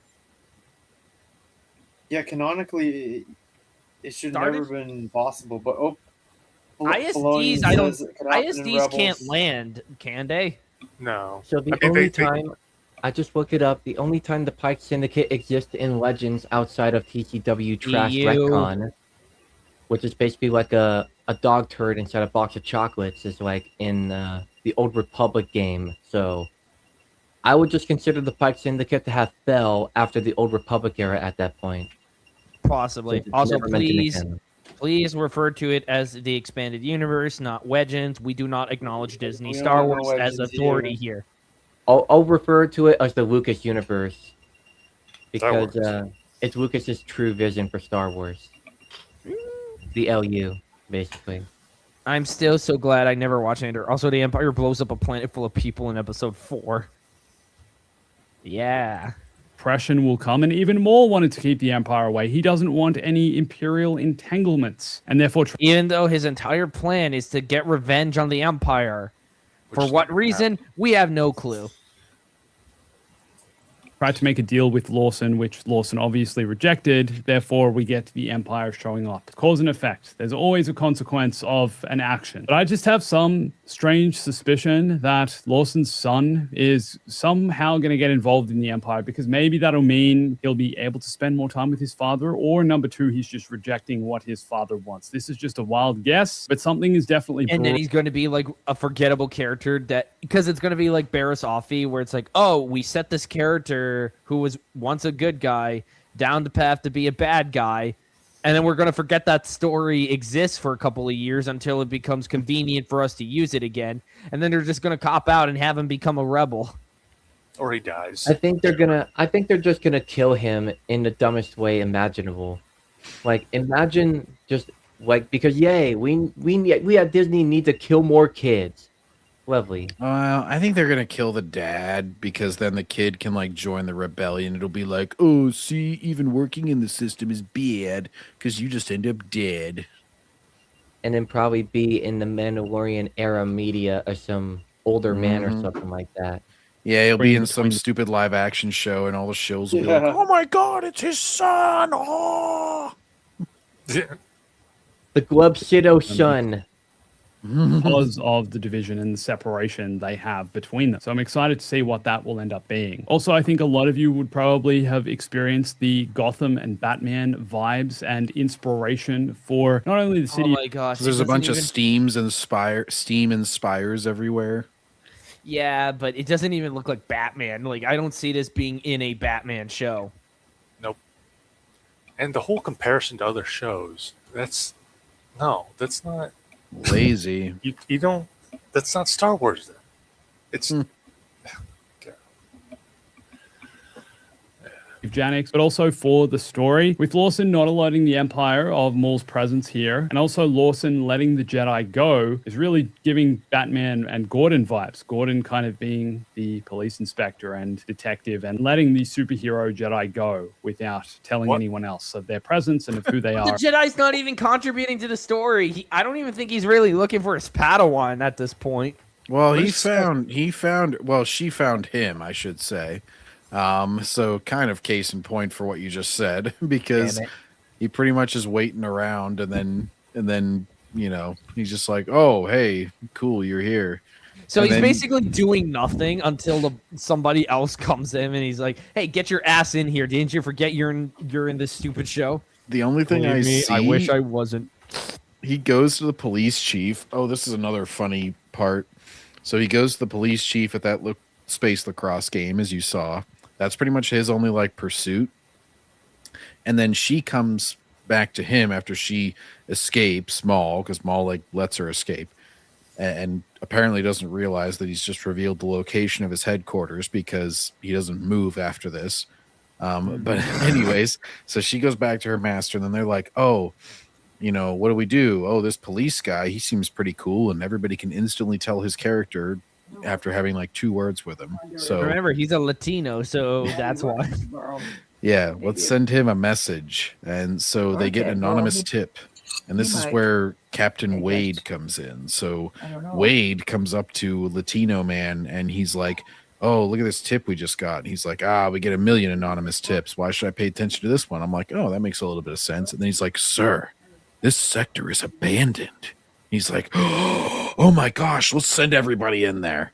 It's like, kind of what they are. Gotta say, I could be completely wrong about this, but there was Oh, one small hint. The other that problem. The other What? problem with this little police assault. So the guy gets his little SWAT team together. They're going to take down Maul. First of all, like I mentioned, Maul has not moved for whatever reason, even though he left somebody with knowledge of his base. So then Devin and her master, they're up in the rafters and they're watching as Maul like kind of semi-surrounds the police and they're getting ready to fight. Instead of like jumping down and helping the police and then being like, we sent the tip, you know, Maul's probably upstairs. Good job. We took down his whole criminal syndicate and everything. Because there's like 6 guys that they have to fight. And instead of doing that, they're like, no, we're going to go fight Maul by ourselves so we can do a Phantom Menace. And we're going to leave these guys to fight their own battle, even though they're going to get fucking killed. It's like you could have just jumped down and totally surprised the bad guys, won the day. You all overwhelm Maul because now you have the police and you on your side. But no, they were stupid and they're just like, we're going to go fight even though we suck. Never expect someone to make a smart decision when it comes to Dave Filoni because, as John has said, he only has 2-dimensional thinking. It's like, but wait, they're up in the rafters. They can't go all the way down there and fight. That wouldn't make any sense, John. Or a force-sensitive character. I don't know if this is true. I don't know if this is just me being a bit crazy, but there was one moment after he shot the tower fighting the Mandalorian. Tower falls over, and as the kind of dust billows around him, he put his hands up like this, and it appeared that he was using the force for a second. No. Something they skipped over so quickly, so I assume. I think I picked the best guy for. Oh my god! Oh, a guy held his hand up to try and block incoming smoke, and you think that's him being a Jedi? Even people who are like crashing in a plane or something are going to go like this just out of like habit or reflex. Yeah. It doesn't mean you're trying to use the force. If this dude's logic were to apply, what about the previous episodes then? Like people would have screamed, "Hey, look at those two down there, Maul and that fucking weird lizard freak. They're both Jedi. Called the Empire on their asses," and then it would have been over immediately. Guy's bombastic here. I think he's using the force in this screenshot. Look, he's raising his hands. He looks like he's about. He looks like he's trying to he's bracing himself for someone slapping him across He's using the the face. force to give all of his fellow shills an erection for the episode. Oh no! Yep, I got an erection. Now must be attracted to the new canon Darth Talon, not the more attractive Legends one. We need cuckoldery to become the norm. Darth Tawin. Oh, trust me, we still got to do that stupendous wave video at some point during this whole mall thing. Like, you know, not wanting to get dust in his face, but I don't know. It was so intentional. The shape of his hand, the motion that they The animated. shape of his hand. His hand hasn't changed. What do you want him to do? This whenever he raises his hand, like I'm gonna fight you, smoke. Yeah. Okay, you know what, Bombastic? I think you need a quick lesson in common sense. So here you go. Hello, class. Welcome to Common Sense. Let us begin. Up, down, left, right.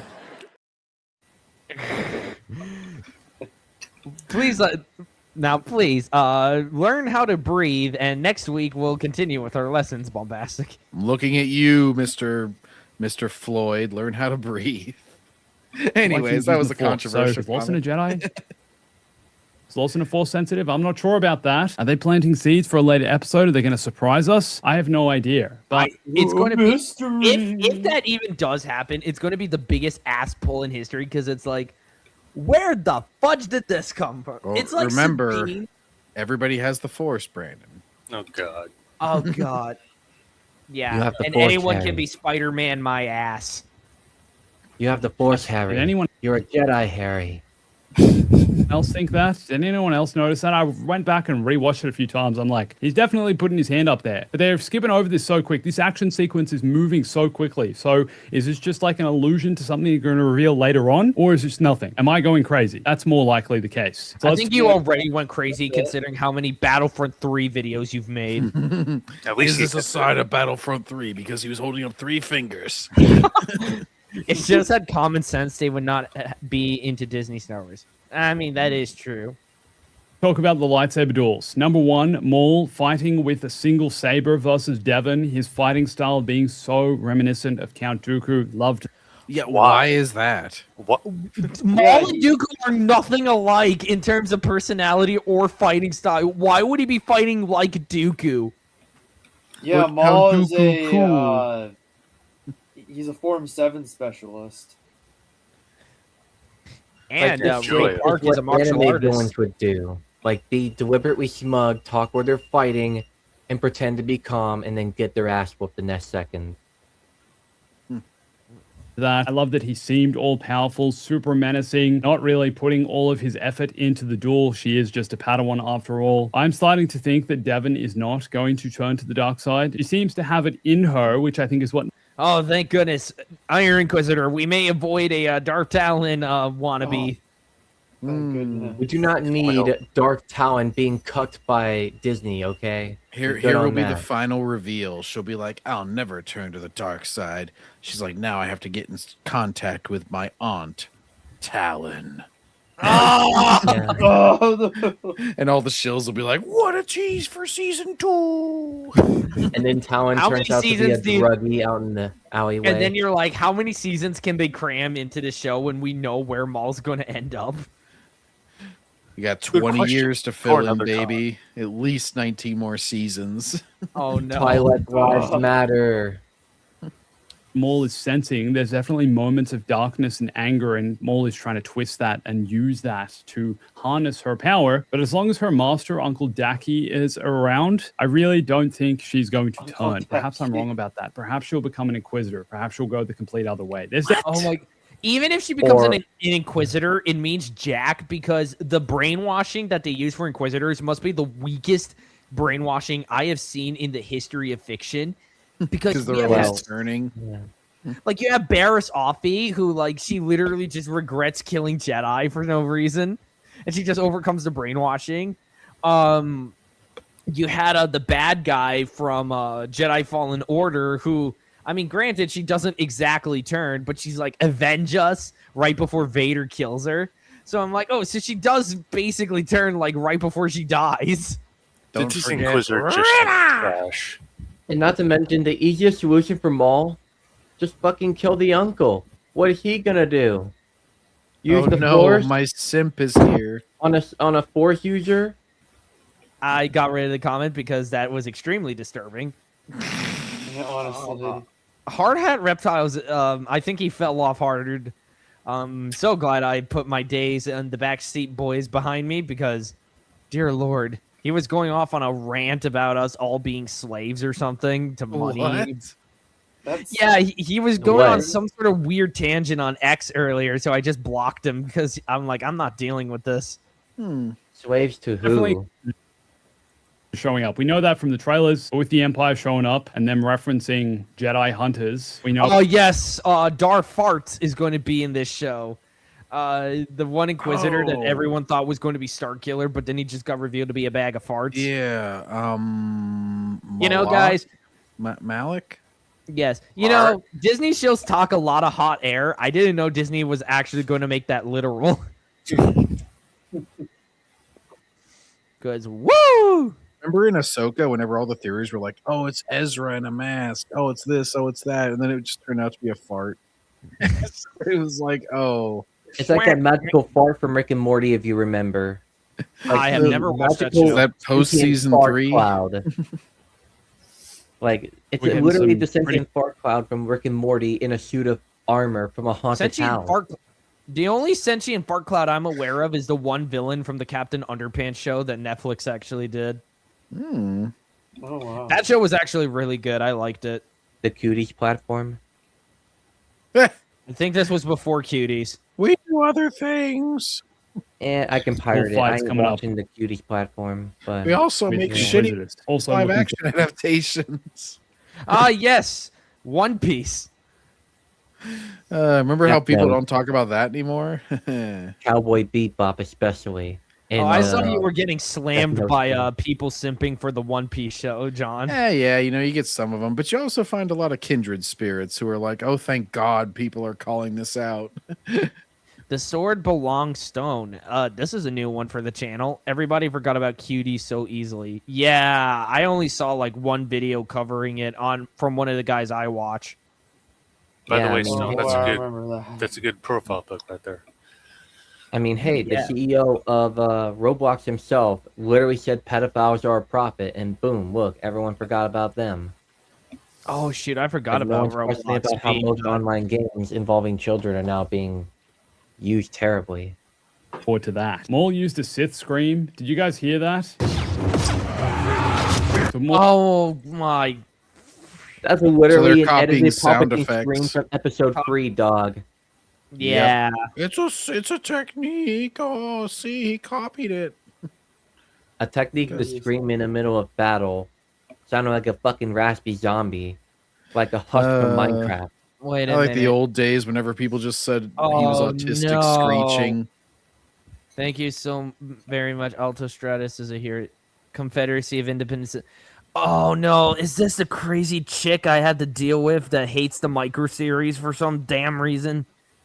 No, don't tell me she. I don't know. Is she hot? I don't know. hated the She has Micro a. series so much. She could go watch TCW. Look, I'm just Oh, saying. she Snarky hates- J she's- called it the extended universe, but I can fix her. The entire expanded universe?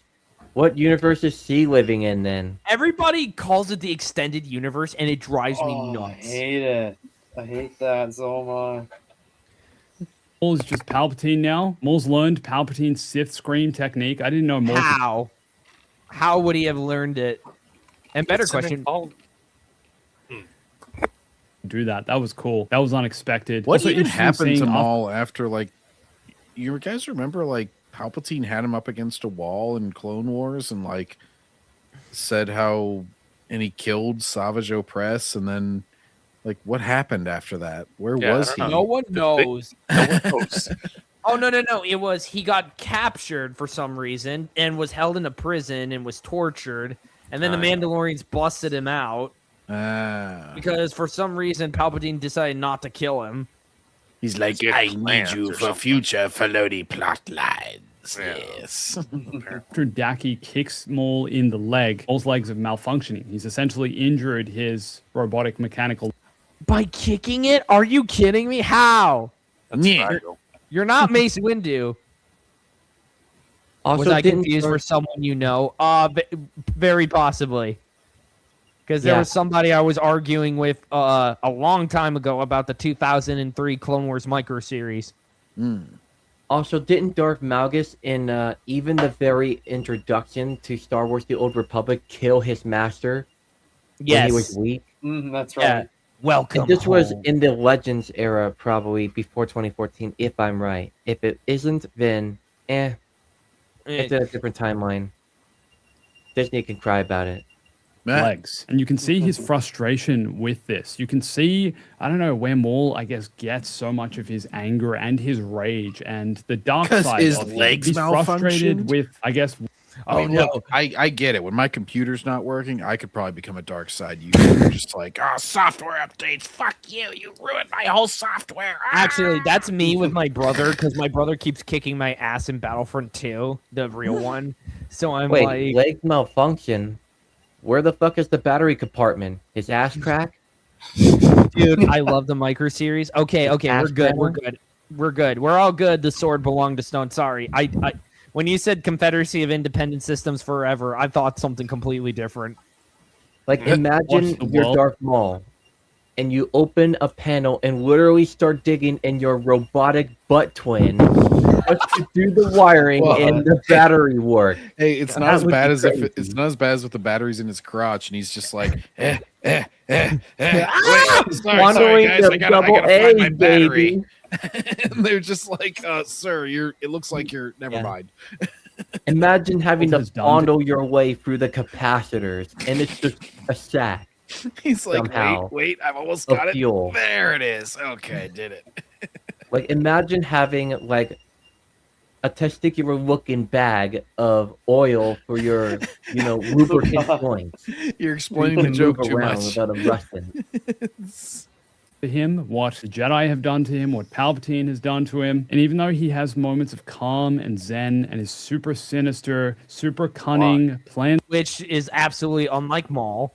Yeah, so basically this guy is saying that he has no character because he's just whatever the scene needs. He's like, even though he has all these scenes where he's the exact opposite, he's also Mr. Rageful.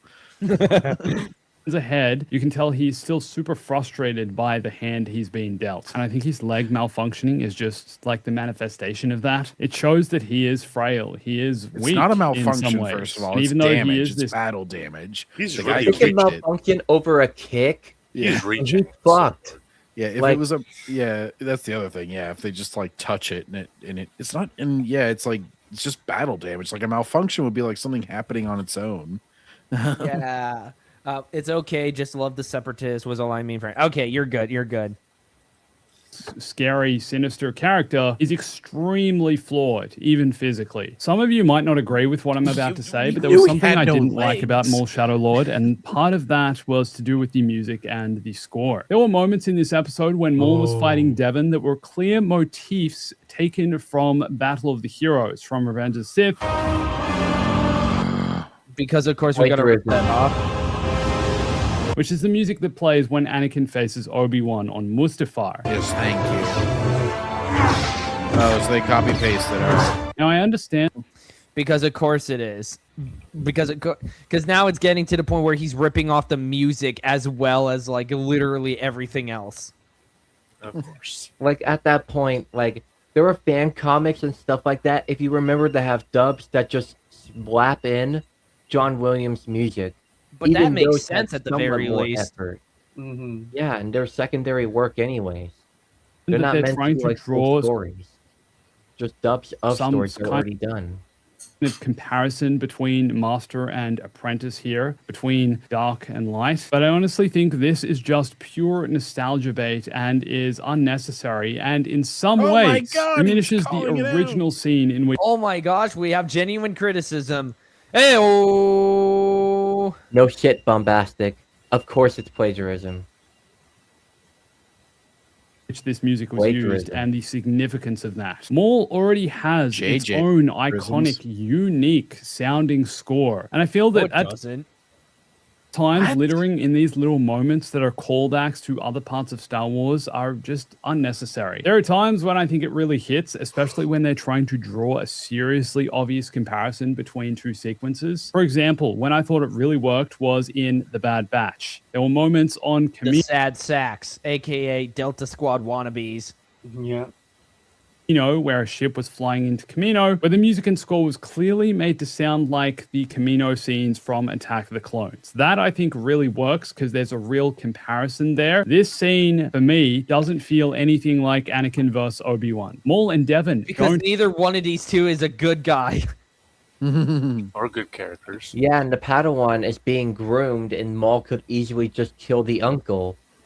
Because he has multiple encounters directly with him, by the way, so he could easily have end him. a long-standing, multi-decade relationship. They don't have a strong connection. Anakin turned to the dark side. He's betrayed everyone and everything he loved for Padme. In this moment, when this music is playing, when he's fighting Obi-Wan, he's full of hatred and rage. And perhaps by putting this music here, they're trying to draw that comparison to Devon, having her kind of, I guess, turn against her master, turn against everything she's known, as Maul is trying to manipulate her to the dark side. But for me, I just His feel like two manipulation, completely by the separate way, scenes. is like, I'm gonna put you in a cell. Ooh, I bet the Jedi told you couldn't escape from this. It's like, well, no, I don't think I can escape from it because it's a pretty solid cell. He's like, yeah, you're ideologically captured. It's like dark and light side have nothing to do with escaping from cells, dude. Like, and he's trying to make it into like a dark and light side. Well, remember, he was only a Sith assassin. He didn't even know how to use Force lightning. And then in this fight, he's like, "Oh, you could escape me if only you stopped being like a Jedi." And then she like starts to get a little angry during the fight, but then she just like leaves, and he takes his lightsaber back. And that funny scene we saw before, where she's like, "No, no, no." This is the same shit as the Acolyte did, if you remember. Oh yeah, where it's like, it's not even manipulation. It's just like super obvious. Like It's like a Twitter argument as like a Sith Lord trying to convince you. He's just like, but what if you're wrong? It's just like a But don't- transgender activist trying to tell you that if you're gay or not. Like, what the fuck would that have to do with the fact that Sonic the Hedgehog wouldn't say the shit they say? It's not even 1 o'clock yet, Justin, my dude. Oh my gosh, dude. Just get out of here.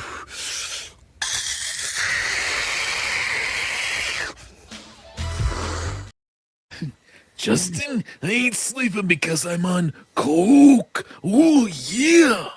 And he'll stay up for another 2 hours. Oh yeah.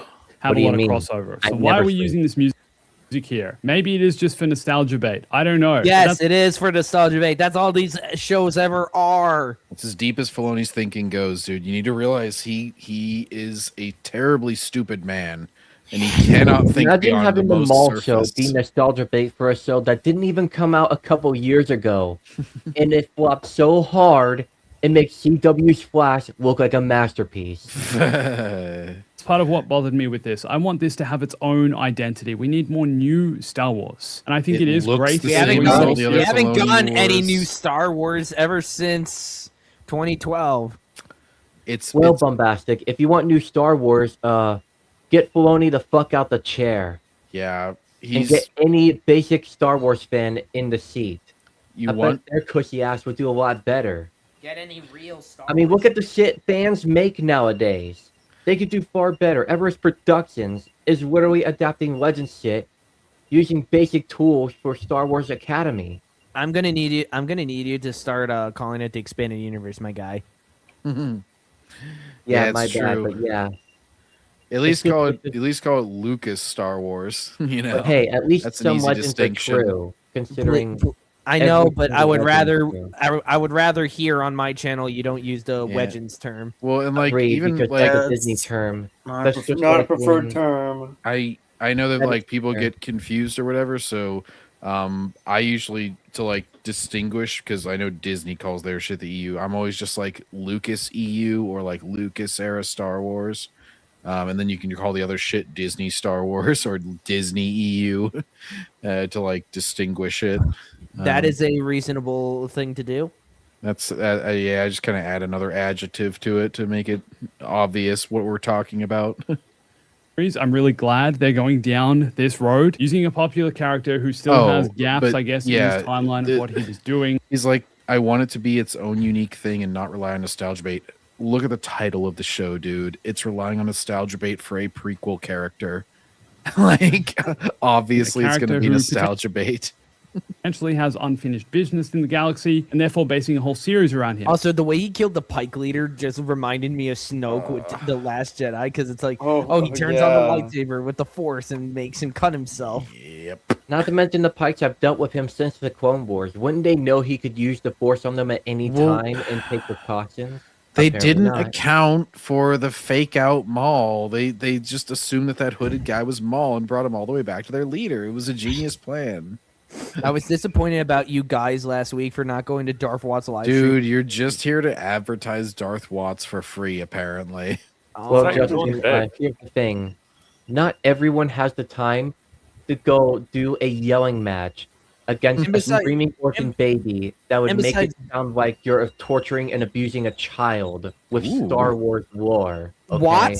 Watts Good on that. also already got his ass thoroughly kicked by Star Wars Scran, so there's literally nothing else I can really do to change to add to the conversation. So it would literally be a waste of my time. Yeah, I know Watts you'd really basically just be talking to a brick wall with Watts. That's like showing a flat earther a live stream of the International Space Station going around Earth.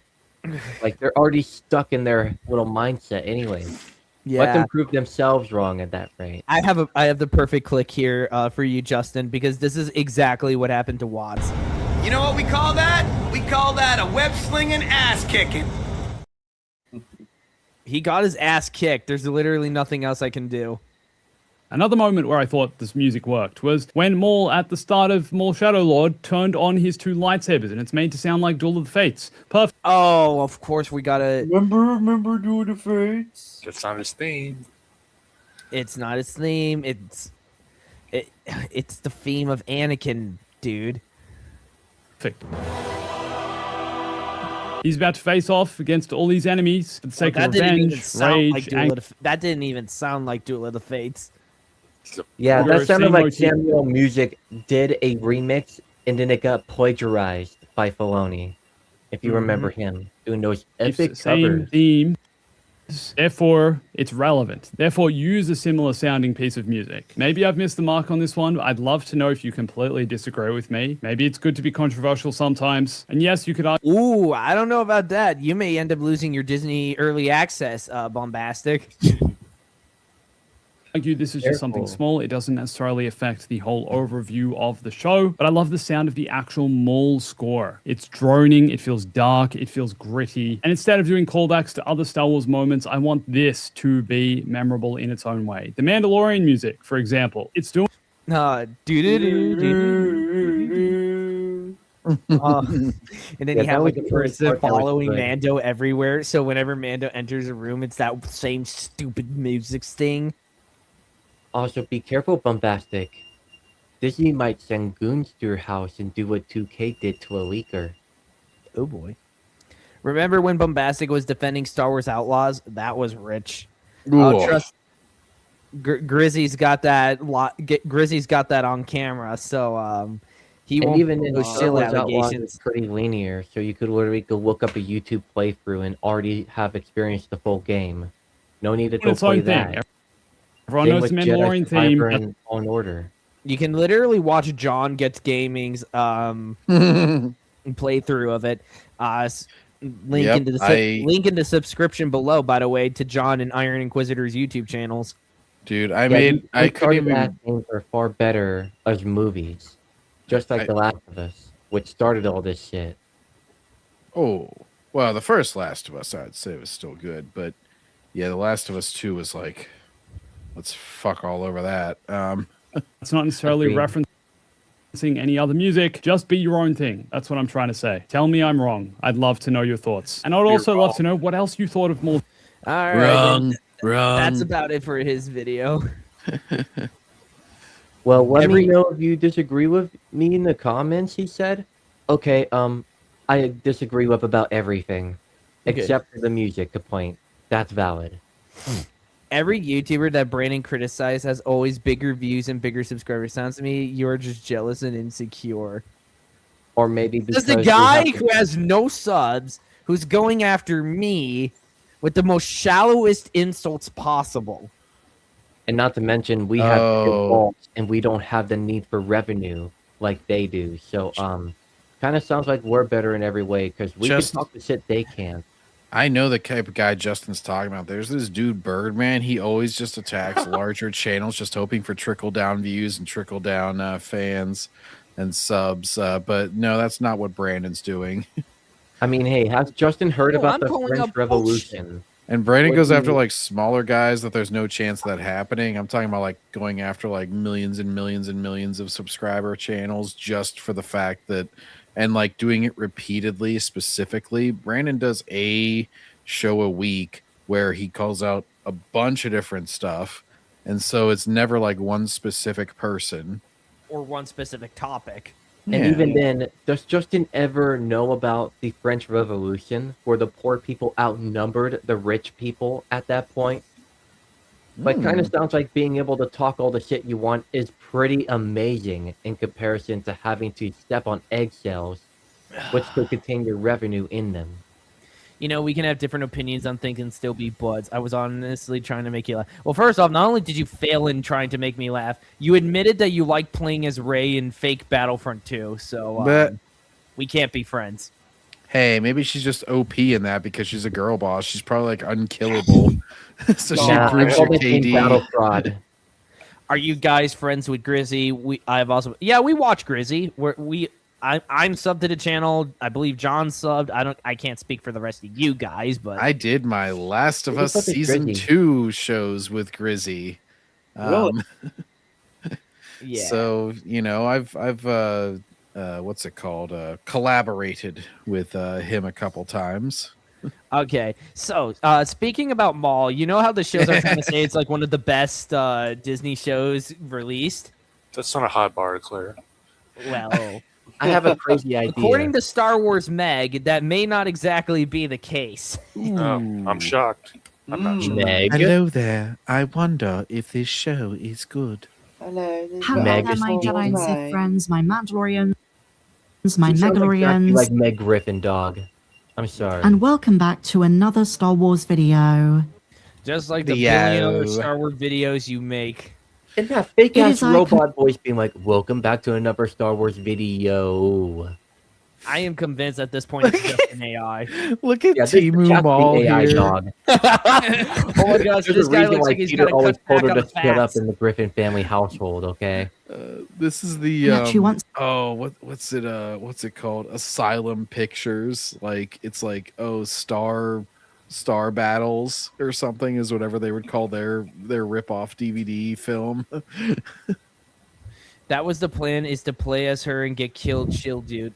Oh. Why would you play with her in the first place?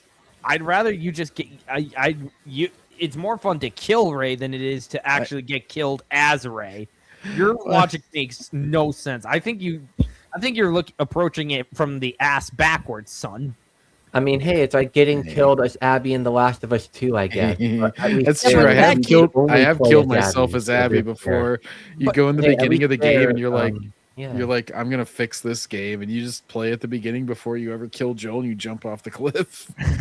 I mean, to be fair, I've done it as Mary Jane in Miles Morales, but the difference there is you can't pick your character. Like, you actively are forced to play as them. So there's a difference between that and playing as Rey.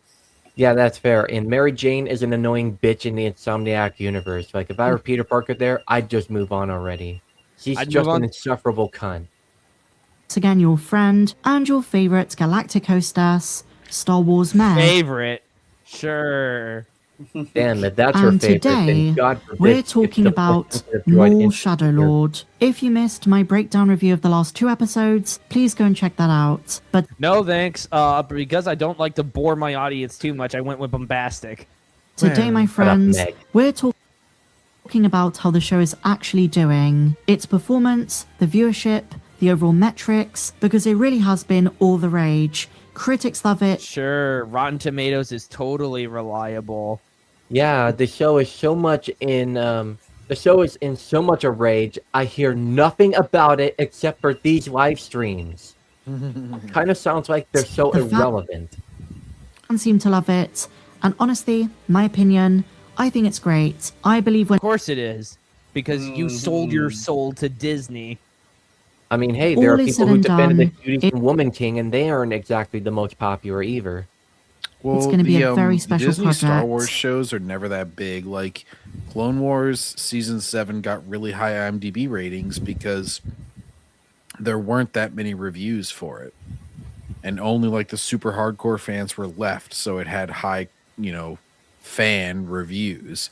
But like comparatively speaking, it was very like low in viewership compared to any of their live action stuff. So the animated shows will have high ratings because the only people who watch them and rate them, like I haven't rated this, but I would rate it a 1. The only people who That's watch it still and too rate high. it, well, that's as low as IMDb allows, I think. Yeah, Christopher Barker, welcome to the stream, my man. Disney kills its home entertainment department. Maybe their stuff will get licensed out or suffer Australia's fate. It will. Oh, he's referring to all the layoffs. Yeah. Oh shoot! My dad sent me something about the layoffs, and I don't have it on hand at the moment because my phone's upstairs. Well, just get him on the show. Send him the link. I think he went to bed though. Damn it! But like I said, story aside, There we go. There's that funny moment again. Woo! We got another Wojak base, gentlemen. 6 films in TCW equals canon.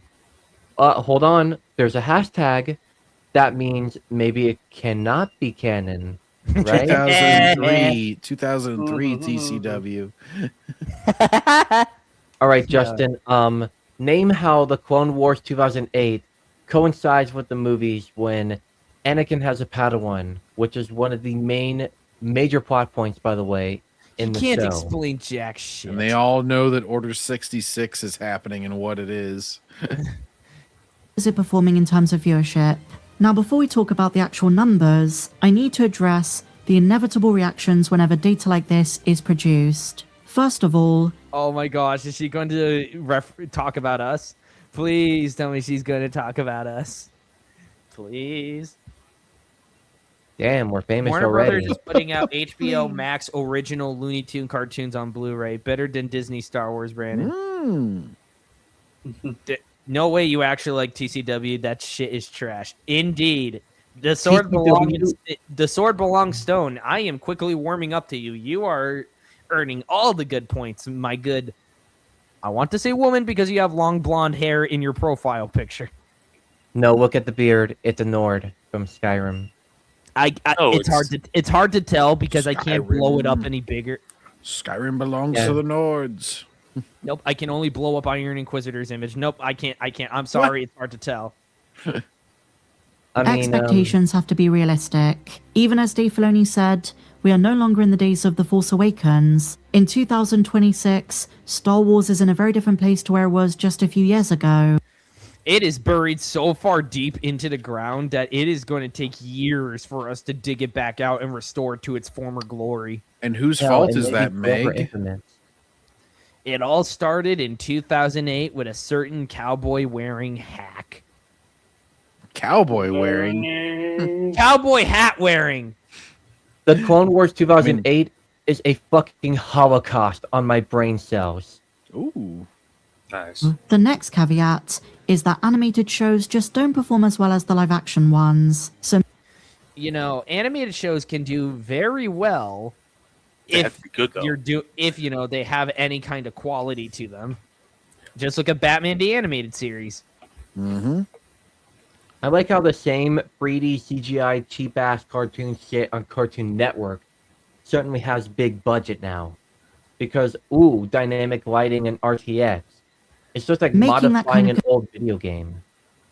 Comparison is unfair and disingenuous. The animated shows just bring in a smaller audience, and so data analysis has to be... Or maybe the audience is smaller because absolutely nobody cares.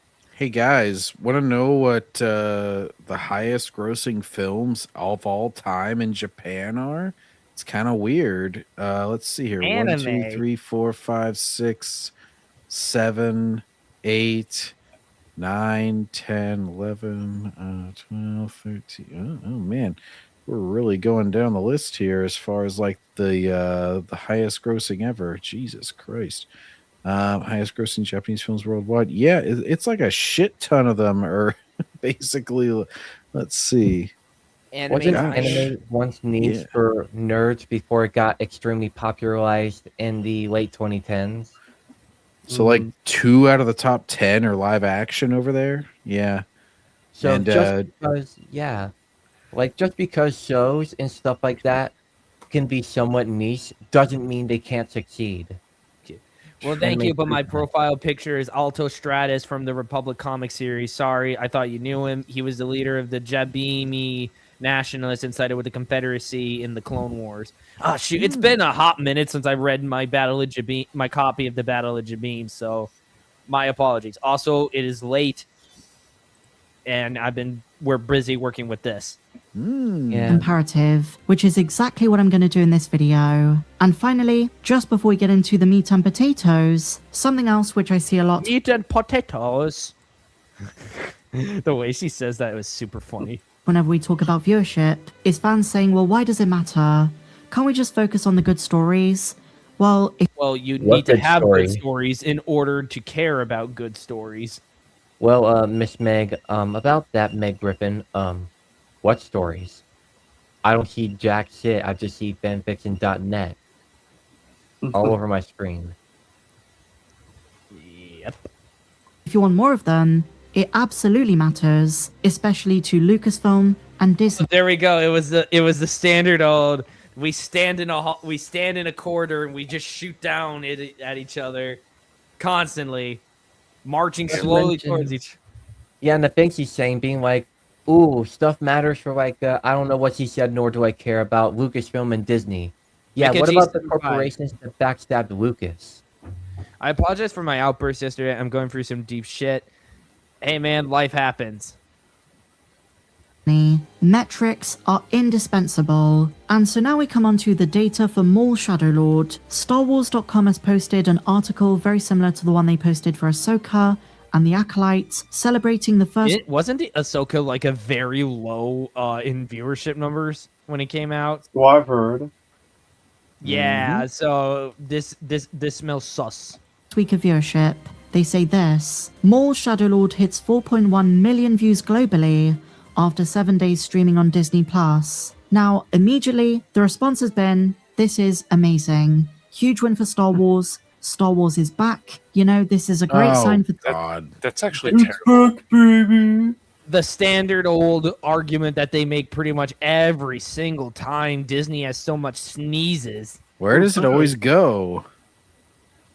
What is this shit sneeze that they're pulling out? Every single news article that they put out about a show getting its first 7 days of viewership has always been flops, but when it's a good show, they never talk about it. But that's because they don't have a good show to talk about.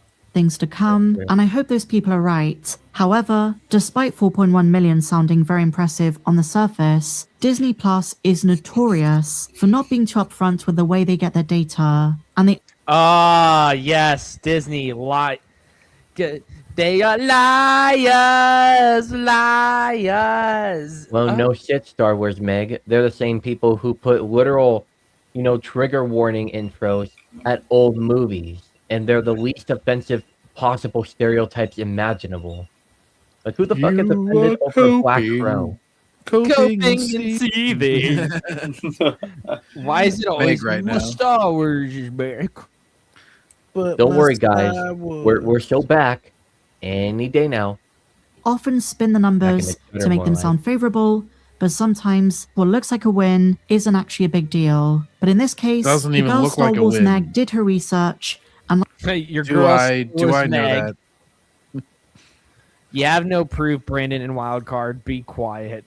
You All right, have no Justin. proof. I think you meant to talk to Star Wars Meg in this instance, Justin. She has no like proof. I said earlier, I only use comparable data, so I looked at the Bad Batch and the Clone Wars just to get a good ballpark. So the way we're going to do it is look at the way that 4.1 million compares to some of the other shows. But first, a good friend of the channel, Best Bin Bulletin, has actually debunked the number. They say it's worth pointing out, views do not represent unique viewers. Disney and other streaming services It's the use a shills different have it method on of calculating. repeat. They're trying Yeah. to boost the numbers. They're just like 24/7 playing. It reminds me of when DC Comics held a contest about whether or not Jason Todd would live or die. And according to the story, the reason Jason got killed off was someone set up an auto dialer. So it was constantly calling in to vote for him to die. Well, Also, Justin, we asked you if you could prove that TCW could be canonized at all in the movies. And he presented You don't have any absolutely evidence. zero evidence. So Of Justin's course. saying we don't have evidence when we told him that a major plot in the movies is destroyed by a major plot in the TV show. Like, where does Anakin mention Ahsoka in the movie? Or at least a novel of it?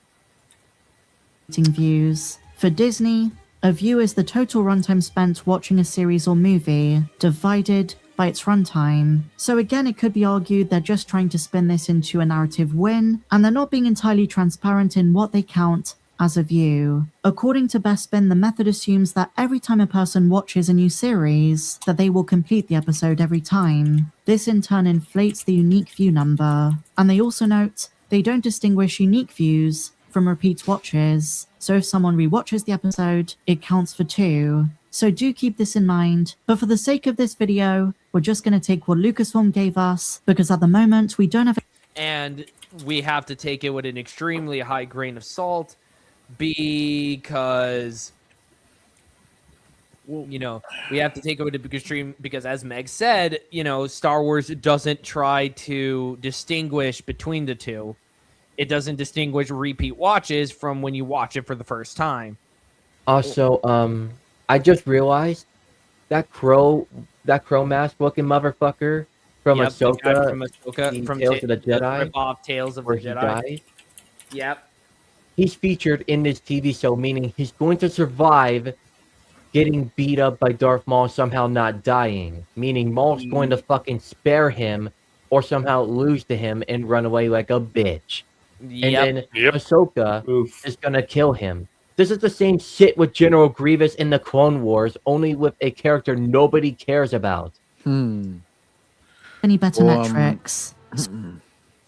You're saying, John?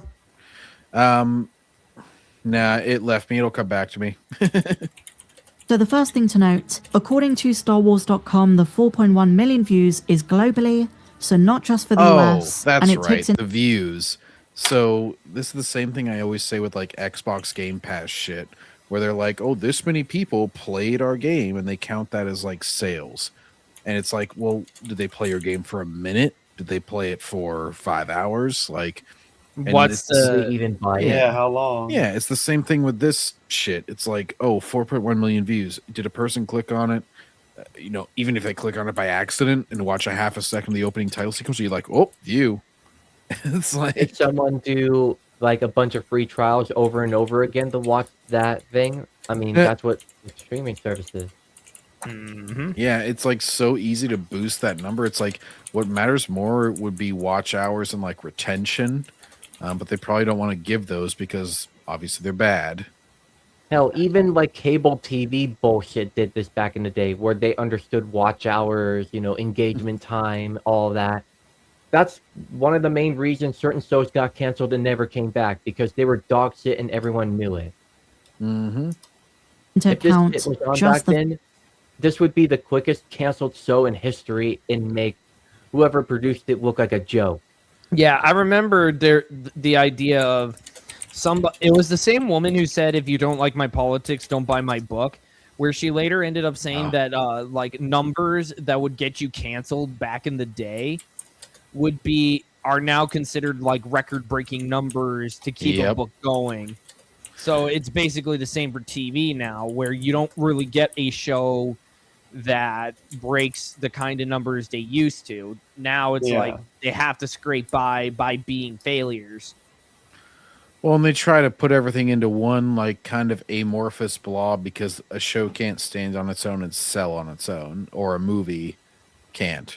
And Gail Simone, is the person you're thinking of. Like, geez, you used to get a shit ton of people to buy a pay-per-view for a single wrestling event.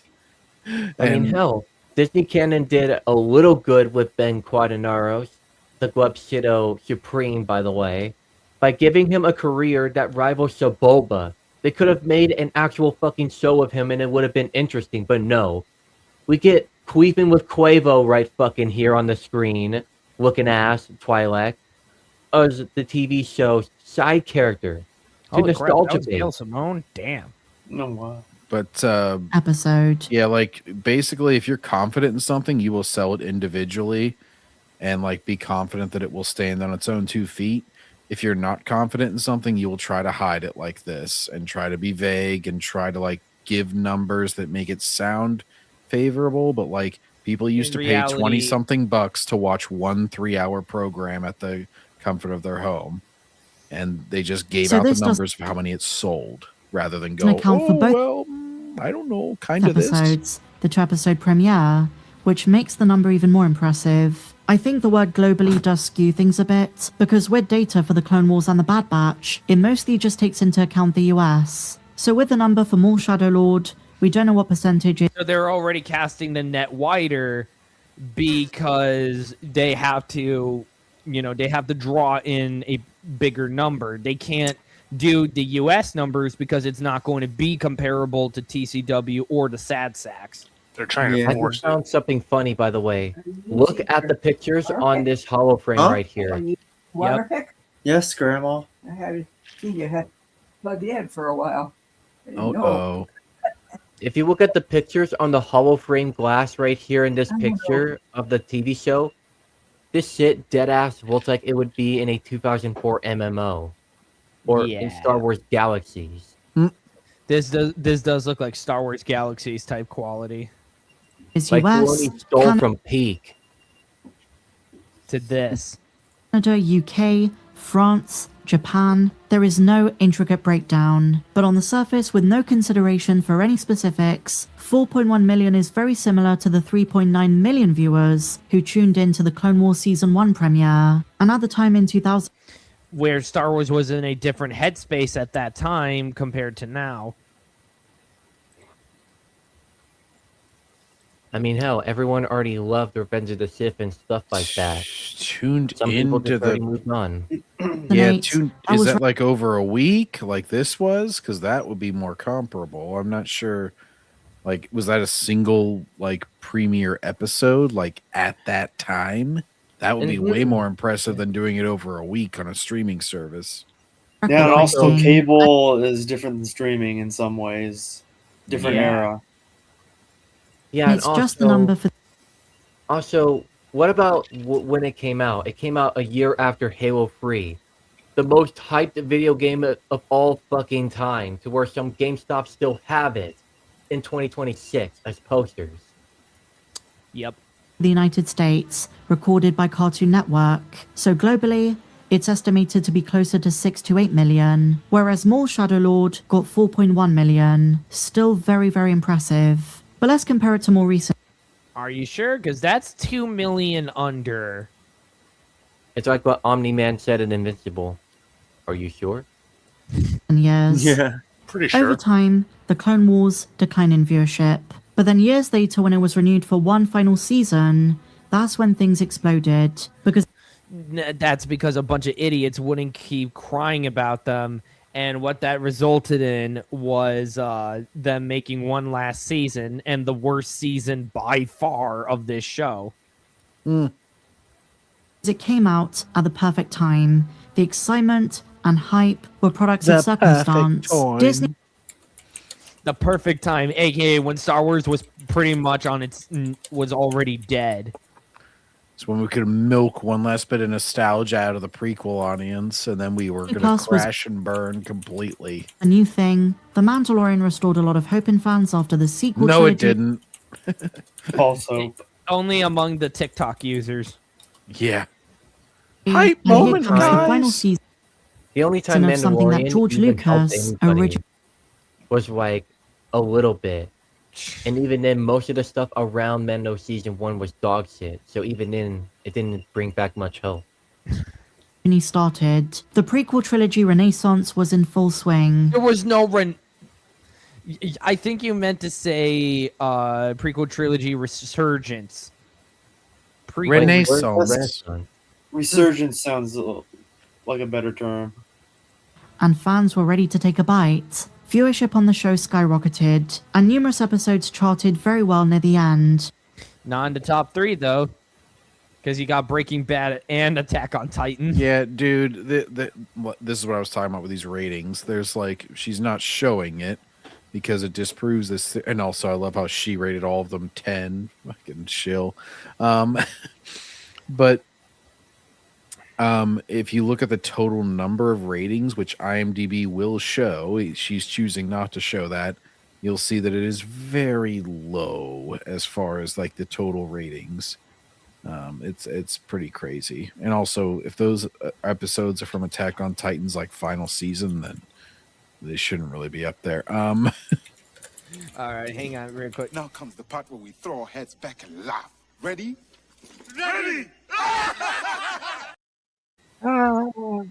TCW, you never failed to embarrass yourself. Even beating some of the biggest streaming shows. And it's I don't know. Breaking Bad is still number 1, so Wouldn't Invincible be somewhat... Oh, wait, it didn't come out yet, right? worth noting it didn't just see one big wave of viewership, it saw two. After Ahsoka debuted in The Mandalorian's second season, season 7 got another huge surge. What list did And you it should get be this from? The noted- top worst rated episodes on IMDb? So that's like not a specific number either. Is seeing a big boost in interest. Like, what is that like? Oh, it went up 500% because nobody was watching it last week, and now there's 5 times as many people watching it. It's still Because not very much overall, but it went from It's 5,000 to 25,000. You know, Big wave of interest in Clone Wars related content lasted all the way to the Bad Batch's premiere, which also did very, very well. And a massive part of this spike in 2020 is due to the Oh my gosh, it's number 7 because it's Jupiter's Legacy, The Handmaid's Tale, Selena the Series, Shadow and Bone, Sons of Sam, The Circle. Yeah, no, that's not looking any good. Man, at least it was better than The Falcon and The Winter Soldier. Oof. I can't wait for them to remove the Outrider from the newest special edition in the newest A New Hope, and then put a freaking Bad Batch shuttle in its place. Like those little global, you know what? Yeah.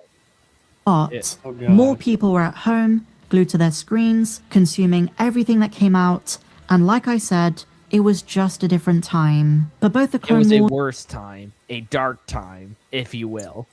Very. People didn't have shit to and the do. Bad Batch ranked on the Nielsen charts. Nielsen data runs 4 weeks behind, so we're gonna have to wait for the mall numbers. But in some other important charts, Nielsen runs 4 weeks behind, aka we have to explain why the hell this show's not on the chart right now.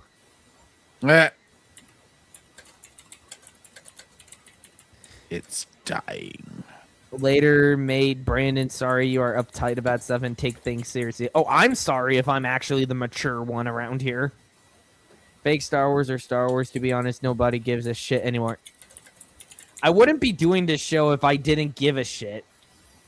John and the others wouldn't be here if they didn't give a shit. Because of cameos, Exactly. a show gets a boost in views. That is what she's saying. Absolutely. I mean, hard hat. To be fair, who as a human being likes shit? That. Buddy. What if I put some salt on the shit, though? Come on. the first 2 episodes did not rank. And you know, my friends, I've given you a lot of caveats in this video, but it is worth pointing out. Not your friend, guy. You're giving them caveats because you are so desperate to want to say that this show's a success when you know deep down it's not. I mean, hey, it technically is a success in failing. Just like every other show. A very good sign for the show. Maul Shadow Lord's opening episode, despite being shorter, compared to the Bad Batch's very long opening episode. Shorter? AI woman voice. Be open-minded, Brandon. How about you start first and then I'll start doing it? Justin, shouldn't you have been gone to bed by now? Yeah, you should be in bed by now. Justin, time to go to bed. You said that an hour ago. Well, as Vader said, Cope is strong in this one. very strong cope. Has some pretty impressive minutes watched. It doesn't mean viewership is bad. People have been noting the lack of excitement for the Mandalorian and Grogu and other things, so I have to say it's these crappy helmets. What excitement for Mando and Grogu. Nobody's talking about that except for how bad it is.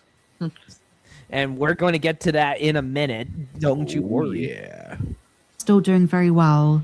Better than I think Lucasfilm expected. And actually better than Oh God, not this. Is the that most Resistance? animated Star Yes, Wars it's Resistance. shows. Higher than the lull in viewership for a lot of the Clone Wars and the Bad Batch's 3rd season. So I do think Lucasfilm should be happy about this. Bad Batch sucked. They have the data, they have the individual metrics, so only they know for specific countries. But globally, after 7 days, the first Or you episode can look got at what they 4.1 don't million. release and realize whether something is good or bad. Here's a hint: if somebody sells a shit ton or like got a huge surge in subscribers from a show, they would absolutely say that. They would be like, "Wow, look at how great we're doing." Is that Vader clip AI? I believe it's AI. Grizzy has used a few AI clips before. It kind of gave me feel. I think they should have told us the viewership for both episodes. It's probably much higher than this. But in the article on Star Oh Wars. yeah, I'm sure they just hit it because they don't want their shareholders to be happy. They're like, "Ooh, Yeah. we could have a boost in stock if we said this, but let's not say it." Yeah. Probably just like, Dave what do you Filoni mean? It has to be higher than this. It has I'm very, to be. I'm This is very proud of our both team as times. they continue to challenge themselves and raise the bar on our animated shows. They take after me, digging Star Wars' grave. They've done a fantastic. they've done a fantastic job delivering something new and exciting with this series, and we are all really happy that fans are enjoying it. Right. Sure. Fake The only fans. people I'm so enjoying happy it are the that fake fans are fans. enjoying it that I don't see any news of it on YouTube. And these streams that I go on to are pretty much the only context I have for the entire fucking show. Yep. And he said this: I'm very proud of us. They've done a fantastically happy that fans are enjoying it. And we already know it's been renewed for a season 2. So hopefully as the season goes on, Because they got cocky. word of mouth continues to spread. I can give Maul like the show itself. Oh no! Wait, That the it reason why finally- it got a season 2 is because Dave Filoni's in charge. Yeah. Exactly. Yeah, Star Trek Academy got a season 2, and basically, if you don't know, that pretty much just killed the franchise. Yeah. Oh yeah, that's actually I do have some news that may turn that around a bit, but we'll get to that in a bit. But I think with the animated shows, they have a core audience, and those who are already watching it are engaged. They're already invested. And according to a new leak, there is something massive in the final 2 episodes. This comes from a notable Marvel leaker who has gotten a lot of things right in the past. I don't know how they know this information, but apparently the last 2 episodes are going to deliver something pretty huge. AKA pretty stupid. Ooh. Not to mention, Could it be the only Vader? good thing about the Maul TV show is that it finally allows you to see people getting chopped up and stuff like that. But that's way too fucking late. Like, Yep. this shit should Also, have been I a guarantee you, Spark it's most likely CW. going to be Vader who shows up in this. It's gotta be. As we speculated, the leaker thinks it's something which warrants better marketing. So I guess we're gonna find out. Is Let it me guess. Vader? Is Vader it sets him to Palpatine? Maul and makes him run like a bitch. Yep. Could it be someone like Grogu? That would be incredible timing considering May the 4th. What? Why Grogu? Why would he be Why? on? That makes no damn sense. Is just a Bitch few has weeks to be away from the stupid, bro. Like, Man's she running clearly Grogu wants movie. it. Oh, and look, we're getting the crap. She's showing the crappy Super Bowl trailer. Not too sure how Grogu fits into this, unless they do something with Keller and Beck, but this is the 2nd or 3rd time we've heard that something in the last 2 episodes is absolutely huge. We shouldn't overhype this if this rumor is wrong, but I do expect high stakes, especially That's the considering big more knows by Star reveal Wars that you're Rebels. just gonna have characters that you've already shown a bunch of times. Just like, hey, these characters that were around during this time period, they were around. It's like, oh, yippee. Not to mention, Grogu is a fucking child. Why the fuck would he even be in there? And not to mention a child that wouldn't even be able to walk by then. Yes. Oh, Justin is cheering for some reason. It's like, yes. Yes, He's for like what? M. Bison. He's an Grogu somehow being unapologetic shown Disney in front shill. of Maul, and Maul somehow spares the fucking Jedi baby. Instead of, I don't know, kidnapping him and putting him into a Sith cult. Like a That- Sith Lord would fucking do. Very true. No, No, he just lets his people escape. alone.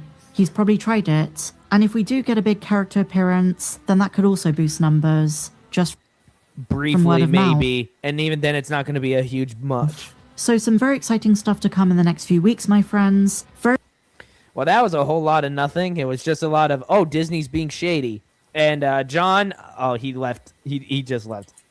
Leaving the 4 of us. Also, Emmett? what's exciting? Well, he missed the other big event because we are now about to cover the Mandalorian and Grogu trailer. Oh, God. No. Here we go, guys. To come out on my birth month. What a fucking disgrace.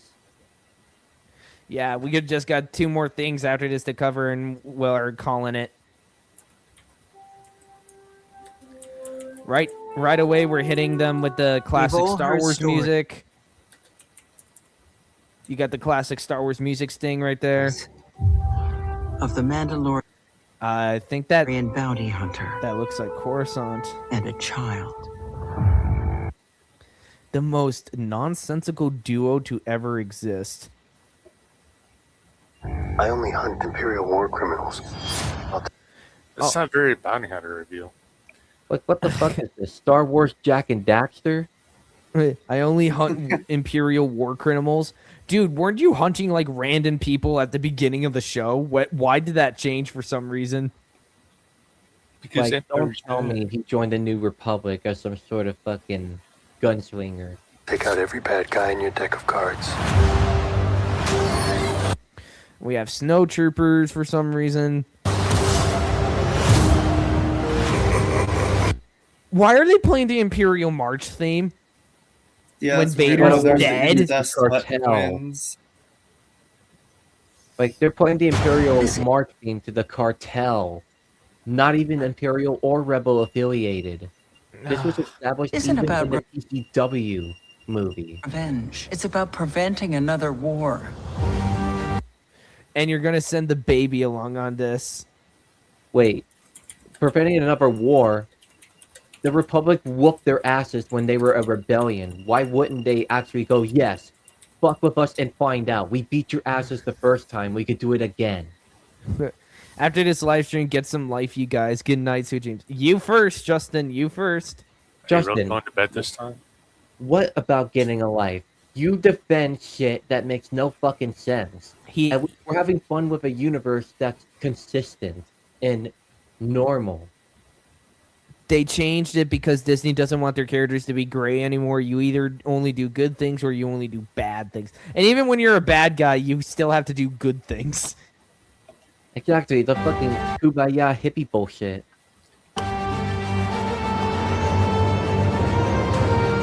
X-Wings! Oh no. Going into harm's way. Check your armor first. The most... Oh yeah. That armor's doing nothing for him. It's literally just a circle slapped onto his chest.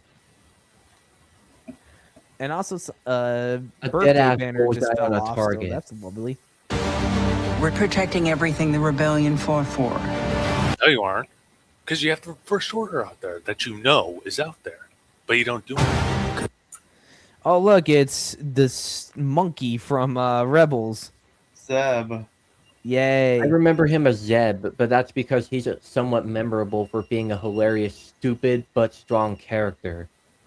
The New Republic is incompetent now. The Battle of Endor doesn't mean anything anymore. They're already wearing somewhat close to their Resistance uniforms already. Yep. What a joke. Luck. Oh, yay, more Babu fricks. I don't give a Babu about them. And not to mention, isn't this that fucking sip from The Force Awakens? With the fucking side cockpit bullshit? I do not know. But I know what ship you're talking about. The either. literal flying brick. If you go a little bit back from the Babu Frick looking motherfuckers coming out, like that's what it looked like a bit, right? Oh, it does. You're gonna need it.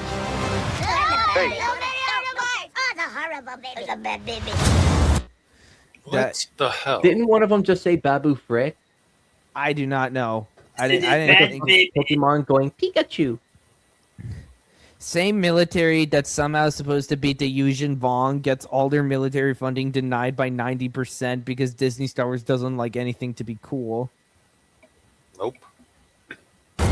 Strap in.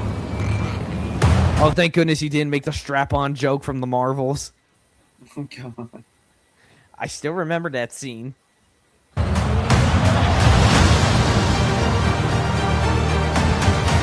We need a professional. Hang on. Oh, yay, now he's driving an ATRT. Because apparently those are still around. Oh, they're probably gonna make the strap-on joke here when they talk about, you know, him getting to an ATRT because a baby.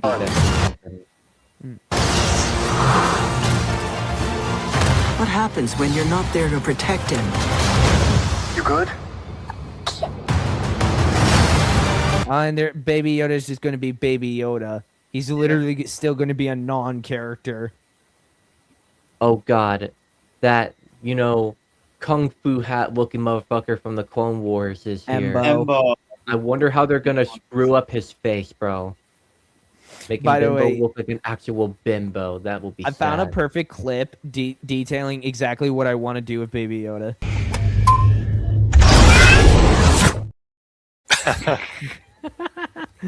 I found that last night. Ew, it's the Star Wars Rebels designs for the AT-ATs. Oh no, they changed the design of my beloved AT-ATs.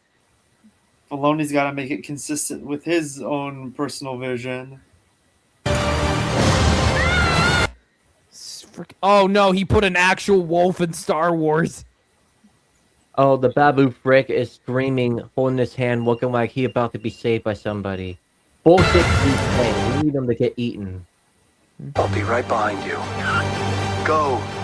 Go. What acting is that? That is like the most. Go. I'm like, go. At least Obi-Wan's, somewhat calm, run, Luke, run, was because he was a fucking ghost. Where we need a professional. Where's Leia? Why is this random woman relying on this random character over any of the main characters from the original trilogy? Because the bimbo's probably gonna die in the movie.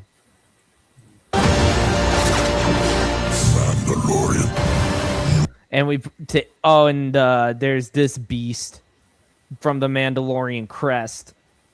Will suffer. Then it will be his turn.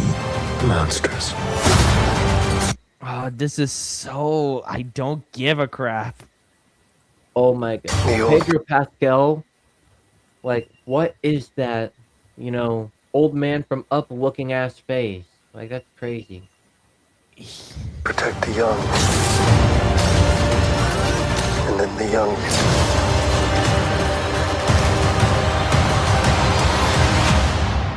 Protect the old. Protect the old, and it's Baby Yoda. What, are you implying he's older than he's supposed to be? Like, I get Baby Yoda's holding his hand because he probably got his ass kicked or nearly drowned or something, but he's still the main focus of the image. Memorial Day, where we all remember in memoriam what happened to Star Wars. What was once one of the greatest franchises of all time, if not the greatest, reduced to being nothing but a joke. I can't believe that 12 days after my birthday, this shit's gonna come out. Yep, there goes the rest of my birth month. It's time. Oh, you think you have it bad? I have to share a birth month with the release date of the Super Mario Galaxy movie. Wow. Yeah, at least that movie has a little bit good, not much, because Brie Larson voices the fucking, like, blue dress bitch or something.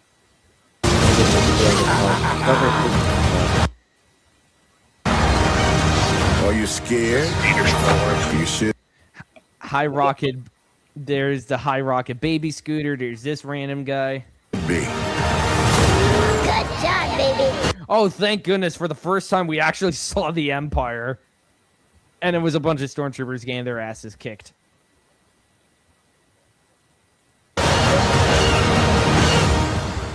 This is the way. And there's the dumb tagline. Like, what the fuck is that poor guy looking ass title, bro? It's so boring. It looks bad. It has always looked bad. Modern SpongeBob did better than this shit. At least their nostalgia bait episodes, they treat the nostalgia bait with a little respect for the original material, even if it's still plagiarized. I wouldn't go that far. But the good news is, guys, we can take a little solace. Nolte, Star Wars, Spielberg failed to rank as summer's most anticipated movies. So, Mandalorian and Grogu is not looking too hot right now. Talk about a disturbance in the Force. That stupid-looking new Star Wars movie hits theaters next month and failed to rank on a list of the 10 most anticipated summer movies. Pretty much every movie scheduled for a summer release beat Star Wars, The Mandalorian, and Grogu, including a new Insidious and Scary Movie sequels. Toy Story 5. Excuse me, go ahead. I'm so shocked. Toy Story 5 is number 1 in this Fandango survey of 6,000 Fandango ticket buyers. Number 2 is the new Spider-Man movie. Oh, dear Lord, I have to cover that when it releases. Rounding out the top 10 are The Devil Wears Prada 2, The Odyssey, Scary Movie 6, the live-action remake of Moana. Oh, crap. Minions and Monsters, Mortal Kombat 2, Supergirl, and Insidious Part Ass. No Star Wars. That's pretty good. The idea that a new Star Wars movie would not rank as number 1 on this poll would be a shocking enough pre-Kathleen franchise Destroyer Kennedy. Not ranking at all, not making the top 10, ranking below titles like Scary Movie, Insidious, and Mortal Kombat. If woke can kill Star Wars, woke can kill anything. I mean, to be fair, we've seen plenty of evidence of that already. Yeah. Also failing to rank is Steven Spielberg's Disclosure Day, which hits theaters in mid-June. A Steven Spielberg sci-fi summer blockbuster ranking below Scary Movie and Insidious. Sadly, that's not that difficult to understand. Spielberg's run over the last 20 years has been fairly dreadful. Out of 10 movies over 2 decades, only Lincoln, 2012, Bride of Spies, 2015, are worth a damn. The rest, Indiana Jones and the Kingdom of the Crystal Skull, 2008, The Adventures of Tintin, 2011, War Horse, The BFG, The Post, Ready Player One, West Side Story, and The Fablemans, you can keep. Oh, shoot, I wouldn't say that about Kingdom of the Crystal Skull. At least that bothered to give Indy even more of a happy ending. Jorge Lucas, welcome to the stream. Oh, don't worry. It very much looks like this movie will have a downfall. I guess Disney can take solace in the fact that its Moana and Toy Story 5 summer releases look like surefire hits. Still, Star Wars was supposed to be the cornerstone of its movie kingdom. 2 movies a year, every year, that brought in at least $1 billion worldwide. Star Wars, the greatest brand in Hollywood history with the most loyal fan base. The golden goose of all golden geese. Then Disney handed the brand over to Kathleen Kennedy, someone who hated the brand, who thought it was sexist, racist, and imperialistic, who thought the brand needed fixing. Well, she fixed it all right. As far as Spielberg, he turns 80 this year and has lost touch with normal people. Dude's a billionaire living in the world of entertainment since he was a teenager. That's how you get a piece of shit like the autobiographical Fablemans or The Post, which is laughably bad. Maybe Disclosure Day won't suck. Don't know, don't care. The only movie I'm anticipating this summer is The Odyssey. Pretty much anything playing on Turner Classic Movies is more appealing than the rest. You know, had someone told me in 1983 that we'd have new Star Wars and Spielberg summer movies as late as 2026, I would have been thrilled. What Hollywood has done to itself is really something. I don't think I could have put it any better than that.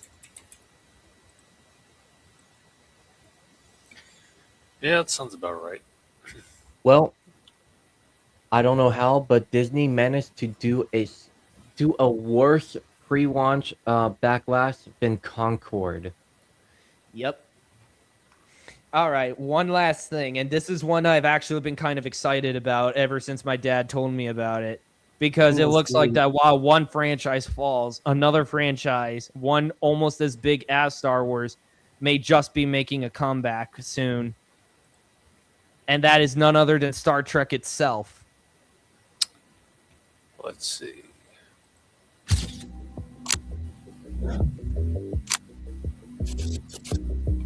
Alex Kurtzman is about to be erased. Not fired, not retired, not replaced. Erased. Like he never existed. Like 10 years of his Star Trek empire never happened. Yeah, my dad did say that this is a rumor going around, so take it with a great pinch of salt. Yeah, it's probably not going to doing happen. it to him- Kathleen Kennedy had the same shit happen for a while. He might resign in about 10 more years. Him are not the fans, not the angry critics, not the YouTubers. The people doing it to him are sitting in his own building. Paramount Skydance, the new owners, the new bosses.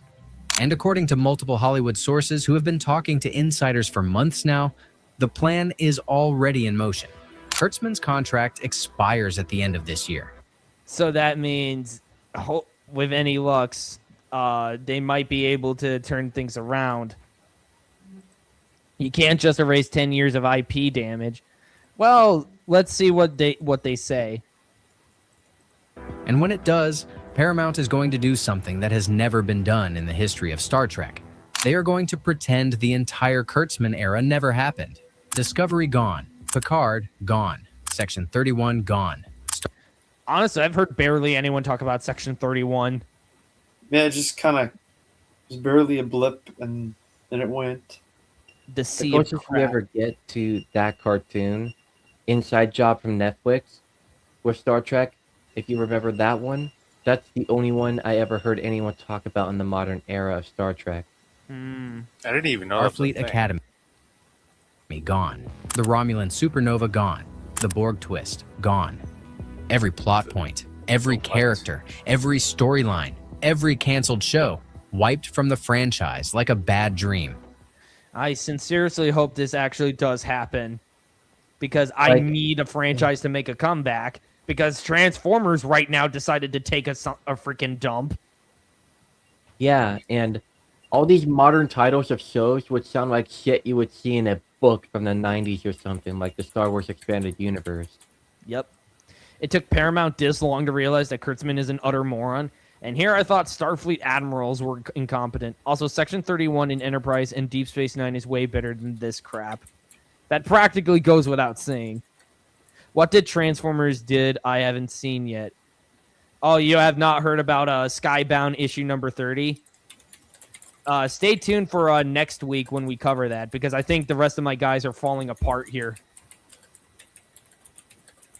Thing is, it did happen. There's no forgetting it. I've only seen Discovery Season 1. It was okay. It's got what I call Season 1 growing pains. I gotta say, with Discovery, I have not seen really any new Trek. I think the closest I did was a Strange New World Season 1. like, it took me multiple years and multiple rewatches just to try and get through Season 1. That's just how awful the first season of Discovery was. I've actually seen clips of it, and I am genuinely offended by what I've seen. Like, the fact that there's no sense of scale because of the turbolift system looking so freaking massive. The fact that they have drones that can repair their ship. It's like, It just feels so out of sync with the original series. Like, it feels like it belongs, like, post-Voyager and post-Nemesis, not in the TOS era. Oh, their comic series? Yes, their comic series. No, I don't want to share my referral link. And in its place, a completely new Star Trek, built from scratch, by a new man, with a new vision, and not a single drop of Alex Kurtzman's DNA anywhere near it. This is not a rumor anymore. This is happening. And what I am about to tell you is going to make every Trek fan in the Based on recent reports and industry speculation. world stand up and cheer. Because the Kurtzman era is not just ending, it is being executed. Let me back up, because the way this story is leaking out is honestly cinematic. About a month ago, a YouTube show called Tachyon Pulse Podcast started dropping insider information about Paramount Skydance's secret plans for Star Trek. At first, nobody took it seriously, just another fan channel speculating. But then the details... Oh my gosh, that Lego Bird of Prey looks awesome. Oh, I would love to have that. My dad, we got this for his birthday. We got him the Lego Enterprise D. Ooh. Now, my dad personally, he's an absolute enjoyer. He absolutely adores the Sovereign class, so he loves the Enterprise E, but the Enterprise D is his second favorite. Now, me personally, I don't know if you guys have noticed, but I'm a Constitution class guy myself. Yeah, I like the original. Just had Q snap his fingers and delete Kurtzman Trek from canon. Then Q would reveal that the reason why you put humanity on trial was to ensure they don't end up like the timeline he saw. I mean, that would be good. That would be great. Also, I think that's a Stargate right there. Yeah. I never watched Star Started Trek getting- before, but I'll probably watch the not modern trash and probably throw J.J. Abrams trash out too. You could watch Stargate. Iron Inquisitor recommended to me, and I'm gonna need to have something to watch after I finish Samurai Jack. Stargate is awesome. more and more specific. And then other sources started confirming pieces of it. The Hollywood Reporter, Variety, Puck News, quietly, separately, all of them dropping little fragments that lined up perfectly with what Tachyon Pulse was saying. And when you put all the pieces together, this is what you get. Paramount has hired a man named Simon Kinberg. If you do not know that name, let me explain why this matters. Simon Kinberg is the producer who ran... Dark Phoenix! No! I never saw that one. That one's bad. That's the one that has the ex-women line in it. The one where it's like, oh, the women are always saving the men around here. You might think about changing the name to X-Women. Because that was back when they were going, oh, X-Men is such an outdated term. We need to change it. I mean, to be fair, when there's no cover or variety to the fucking logo of the movie on the right, I think it's no wonder. The X-Men franchise for 20th Century Fox for over a decade. He produced Deadpool. He produced Logan. He produced The Martian. He worked on Star Wars projects. Which Star Wars project specifically? Because now I'm starting to get antsy. Well, is one of the most experienced and franchise architects in Hollywood, and Paramount just handed him the keys to Star Trek with one condition: erase everything Kurtzman touched. Build it from zero. Pretend the last 10 years did not happen. That is the deal. I mean, that is a smart move to make, but at the same time, the person you're putting in charge, I'm starting to get antsy. Because you said Star Wars projects, and I want to know which projects. So it's just one of those deals where it's going to be like, don't make it good, but don't make it bad either. Just make it okay. That's just like the Galaxy movie. To be fair, I'll take okay, because Star Trek has had okay before. As long as it doesn't completely, destroy what Gene Roddenberry envisioned, like Kurtzman Trek did, I'd be fine with it.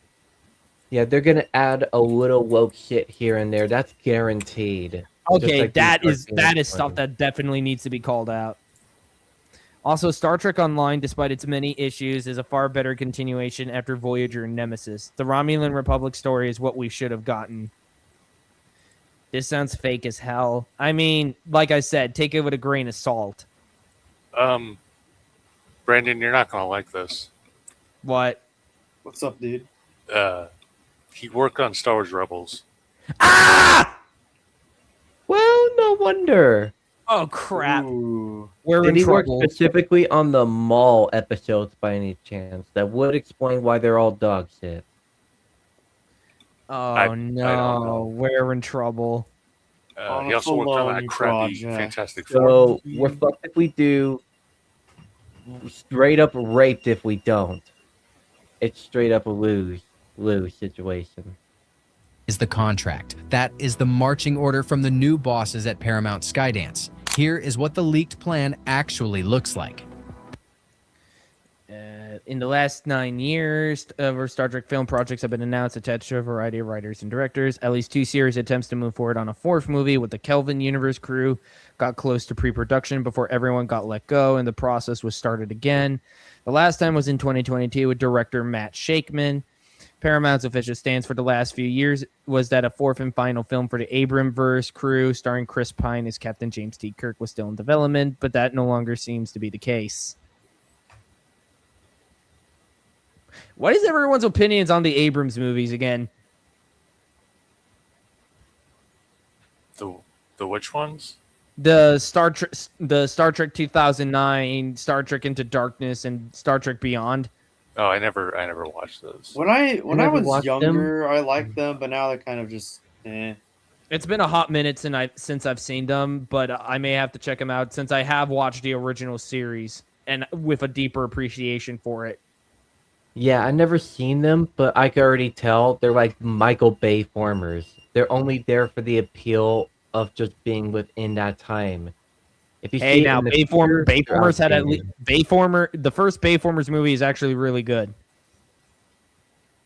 Paramount wants 3 new Star Trek films, a trilogy, mapped out from start to finish before a single frame is even shot. The first film is targeted for Christmas 2027, or maybe early 2028. right after the current batch of Kurtzman shows finishes airing and the contract officially expires.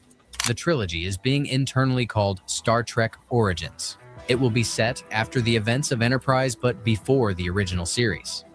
Meaning we might actually see a refit NX Enterprise or an Oh, NX the ship. NX refit, I love that design. And it's probably going to be incongruent with the original series, just like Dave Filoni's dog shit. It depends. Like I said, I mean, I'm antsy, but at the same time, who knows? Maybe this guy is unlike Dave Filoni and he actually learned from his mistakes. A period of Federation history that has barely been explored. New characters, new ships, new conflicts, new everything. And here's the part that is going to make Trek fans lose their minds. Sources say Paramount executives told Kindberg and his team in a closed-door meeting that this movie marks, quote, the beginning of something new, end quote. They said it will serve as, quote, the line that separates future Star Trek from everything Kurtzman and Secret Hideout produced. I mean, that sounds like a good idea.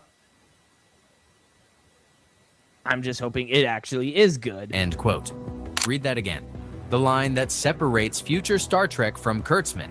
That is corporate language for, we are deleting him from the family photo. That is what executives say when they have decided that an entire era of a franchise was a mistake and they want a clean break. There is no diplomatic way to interpret that quote. Paramount looked just like how I would say, just erase TCW and you have perfection with Star Wars.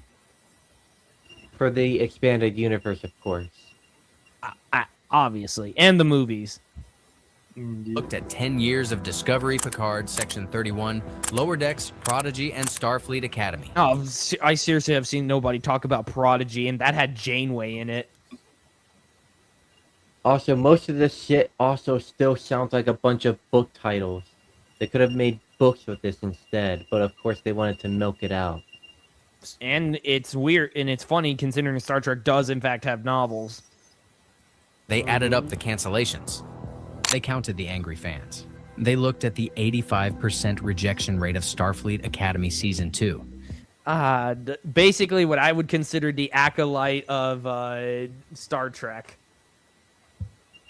A show that was focused on being way too... A show that was focused on being way too gay, with fake fans who are trying to push it, get a petition for a third season. The show's pretty much canceled and is in post-mortem. And they made a decision. 85%. Those are rookie numbers. We gotta bump that up a bit. Hey. The fight's over. It's canceled. It's just squeezing out the second season as like a because of under contract. But other than that, Starfleet Academy is done and over with. Well, may as well pour lemon and salt over the wound. Maybe even add a little pepper. Start over. Pretend it never happened. Now, here is why Simon Kinberg is the perfect man for this job, and why his hiring is even more humiliating for Kurtzman than it already sounds. Kinberg is everything Kurtzman is not. Kinberg actually has hits. Real, money-making, audience-loved hits. The only two he had were Deadpool and Logan from the list you listed. Yeah. I don't see any Deadpool. hit. This dude misses like a Disney Stormtrooper. Once Upon a Deadpool exists. I think everyone forgets that exists. Yeah, like the only thing I remember about that phrase is like Disney World, and that's like a skit attraction, if you remember. Movies grossed over $2 billion combined. Logan made nearly $600 million. And was by far one of the most successful rated R comic book movies of all time. How is it too gay? I hear there's just one gay couple or something. Is that too gay? They took a freaking Klingon and made him gay. They screwed over the lore. Like, everyone just acts like a child. And they act very gay. 500 cigarettes. X-Men franchise under his leadership made tens of billions. I mean, you had a few good movies, you had a few bad movies. The X-Men movies were kind of a coin flip. Yeah. at least from what my experience. Knows how to build a franchise that audiences actually want to watch. Compare that to Kurtzman. Discovery canceled. Picard canceled. Section 31, a streaming flop. Lower Decks canceled. Prodigy canceled. Starfleet Academy canceled before season 2 even aired. The man's batting average is so bad that if he was a baseball player, he would have been cut from the team in his first season. And now he wouldn't just be cut, he'd be so knocked off. He would be knocked out by the ball that they'd have to carry him out of the baseball stadium and take his hand and make him sign the forms to get him out. Yeah. Yeah, he would be using his own head as a baseball bat instead. I don't like them putting chemicals into Replicator that turn the freaking Klingons gay. I don't know, man. What they did to all the technology, too. Like, what they did to dilithium crystals and warp drive, it was stupid. Paramount is bringing in the X-Men guy, the Deadpool guy, the Logan guy, to replace him. And not just replace him, erase him. Go back in time and pretend his 10 years of failure never even happened. Sources say Paramount specifically does not want to negotiate with Kurtzman's company, Secret Hideout, for any of the characters or storylines they created. Why? Because Secret Hideout owns the rights to a lot of that stuff. Discovery's Burnham, Picard's Android storyline, the Section 31 mythology, all of it has Secret Hideout fingerprints on it. And Paramount has decided they would rather walk away from all of it than pay Kurtzman's company another dollar. Thank God. That means they won't be able to touch that specific crap. The next person after Kurtzman will be just as hated. Again, I want to be kind of optimistic. See what happens. Yeah, I want to be optimistic because I don't want to see another franchise die. I want one of my franchises to come back. Hell, willing I to already throw given away. up. I just hope for the fans to bring all that stuff back now. That's why I hope with Halo and Star Wars. 10 years of canon just to get away from him. That is how badly they want him gone. That is how much they regret hiring him in the first place. What we are talking about here is a corporate year zero. And if you do not know what year zero means, let me explain. In totalitarian regimes, when a new leader takes over and wants to completely wipe out the previous era, they declare a year zero. They erase the calendar. They erase the history books. They pretend everything that came before did not happen.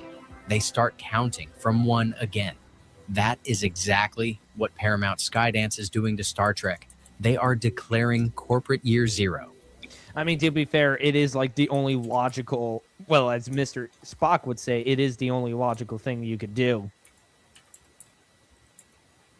The Kurtzman decade is being deleted from the franchise calendar. Discovery, year -10, erased.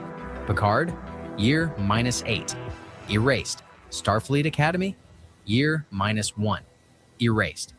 Year 1 starts when Simon Kinberg's first movie hits theaters. Everything before that does not count anymore.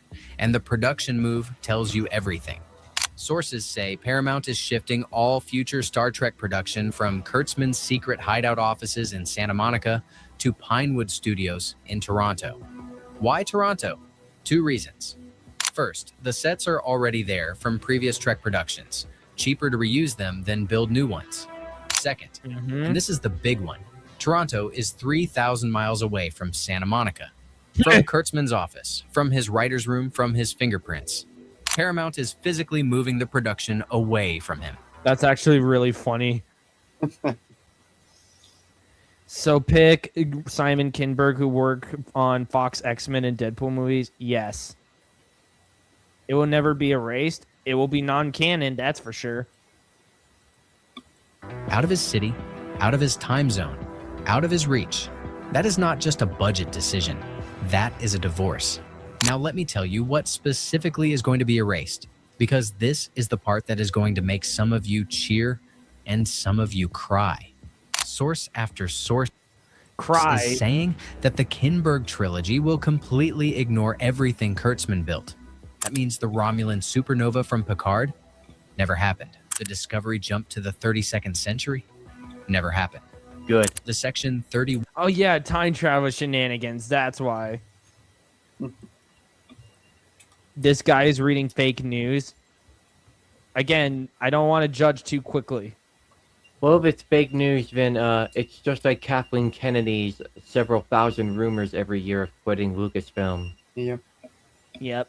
One Black Ops mythology? Never happened. The Borg twist from Picard Season 3? Never happened.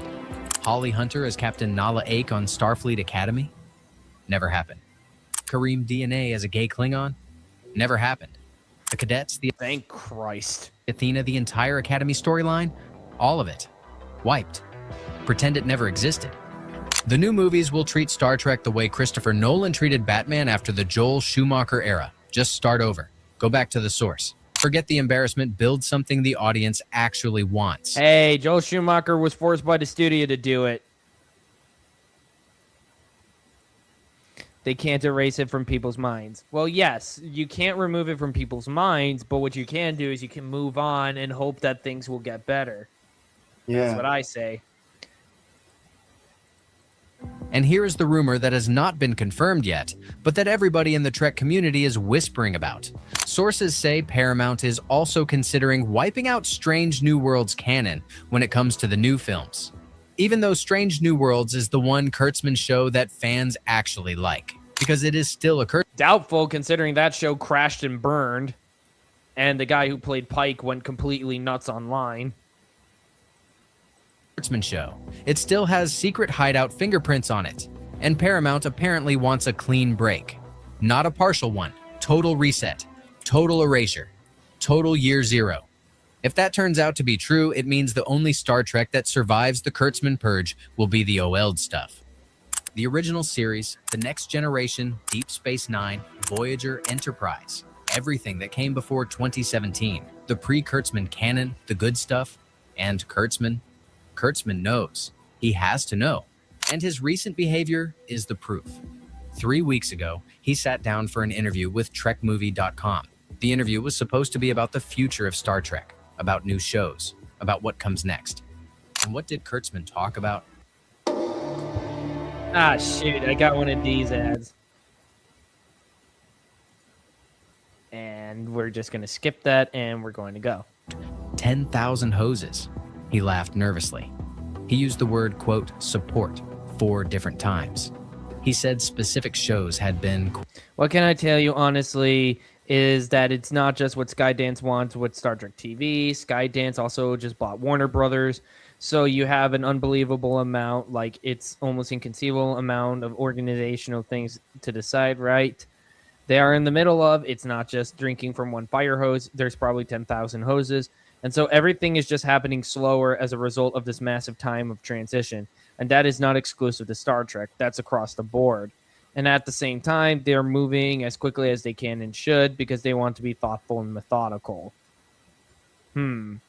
Quote, discussed. Discussed. Not greenlit. Not commissioned. Discussed. He sounded like a man who had just been told that nothing he proposed was going to happen. Yes, I've had conversations with them about the future of Star Trek. Yes, we've gotten nothing but support. Yes, there have been specific shows that have been discussed, and we'll see. I'm truly at the beginning of the conversation with them now, and so I hesitate to say anything to you because I don't have anything to report yet, but I can report that the conversations are happening. Very interesting. And now he had to go on camera and pretend everything was fine. Pretend his bosses still respected him. Pretend his contract was going to be renewed. Pretend the Kinberg rumor was not true. But the rumor is true. The leak is real. The signs are everywhere. Paramount is moving production out of Santa Monica. Paramount is hiring Simon Kinberg. Paramount is mapping out a brand new trilogy. Paramount is refusing to negotiate with Secret Hideout for any existing storylines. Paramount is internally calling this a, quote, hard reset, end quote. And Alex Kurtzman, the man who has controlled Star Trek for 10 years, is sitting in his Santa Monica office watching it all happen in slow motion. He is not in those meetings. He is not on the email chains. He is not part of the planning. He is the past, and the past is being deleted. So what does this all mean? It means that for the first time in 10 years, there is real, honest hope for Star Trek. Not the fake hope of, oh, maybe the next show will be good. Not the desperate hope of, oh, maybe Strange New Worlds will save the franchise. Just like the average Disney Star Wars fan logic.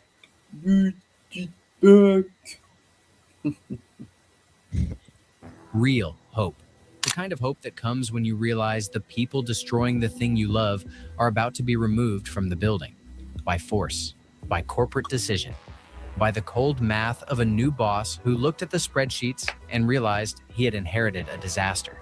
David Ellison and the Skydance team did not buy Paramount to keep Alex Kurtzman in charge of Star Trek. They bought Paramount to make money.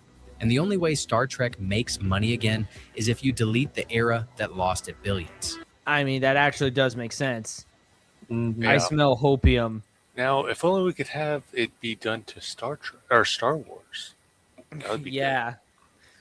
If they can apply that to Star Wars, to Marvel, to DC, we'd be living the good life, boys. Yeah. Like, now, as for the I smell hopium, maybe this guy's huffing the hopium. I want to be cautiously optimistic for it. We'll see. I mean, if it turns out to be wrong, then I will admit I was foolish to be somewhat optimistic about it. But, man, I just want something to be good again. Is what Simon Kinberg represents. He represents the deletion. He represents the reset. He represents the moment in 2027, or maybe early 2028, when a brand new Star Trek movie hits theaters and a whole generation of fans gets to feel that thing they have not felt in a decade. The thing they used to feel when they watched The Wrath of Khan. The thing they used to feel when they watched First Contact. The thing they I swear to God, they did not just actually... Kurtzman did not have a problem with Khan being back. Or getting a show or something. Khan! Hey guys, let's get excited for a reboot. I mean, it's not necessarily a reboot. It's just we're getting rid of the 10 years of Kurtzman Trek and we're going back to the original timeline. Mm-hmm. Going back to basics. used to feel when back to formula. When Picard said, "Make it so." That feeling, that excitement, that love, it is coming back. And Alex Kurtzman is not going to be anywhere near it. So drop a comment with what you...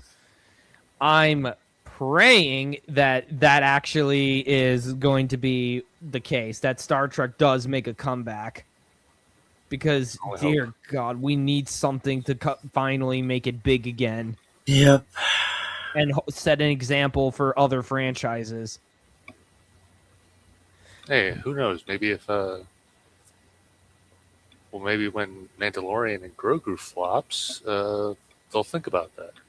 They'll fire Dave Filoni, hopefully.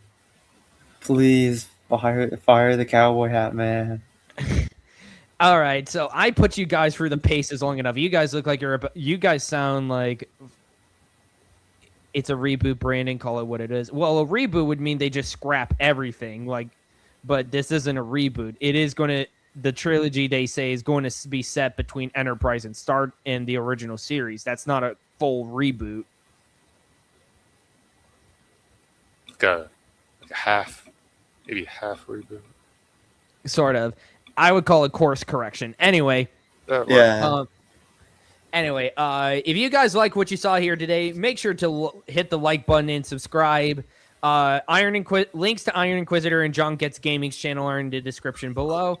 Thank you to all of my co-hosts for appearing on the stream, and we'll see you guys next week. Always remember to be awesome.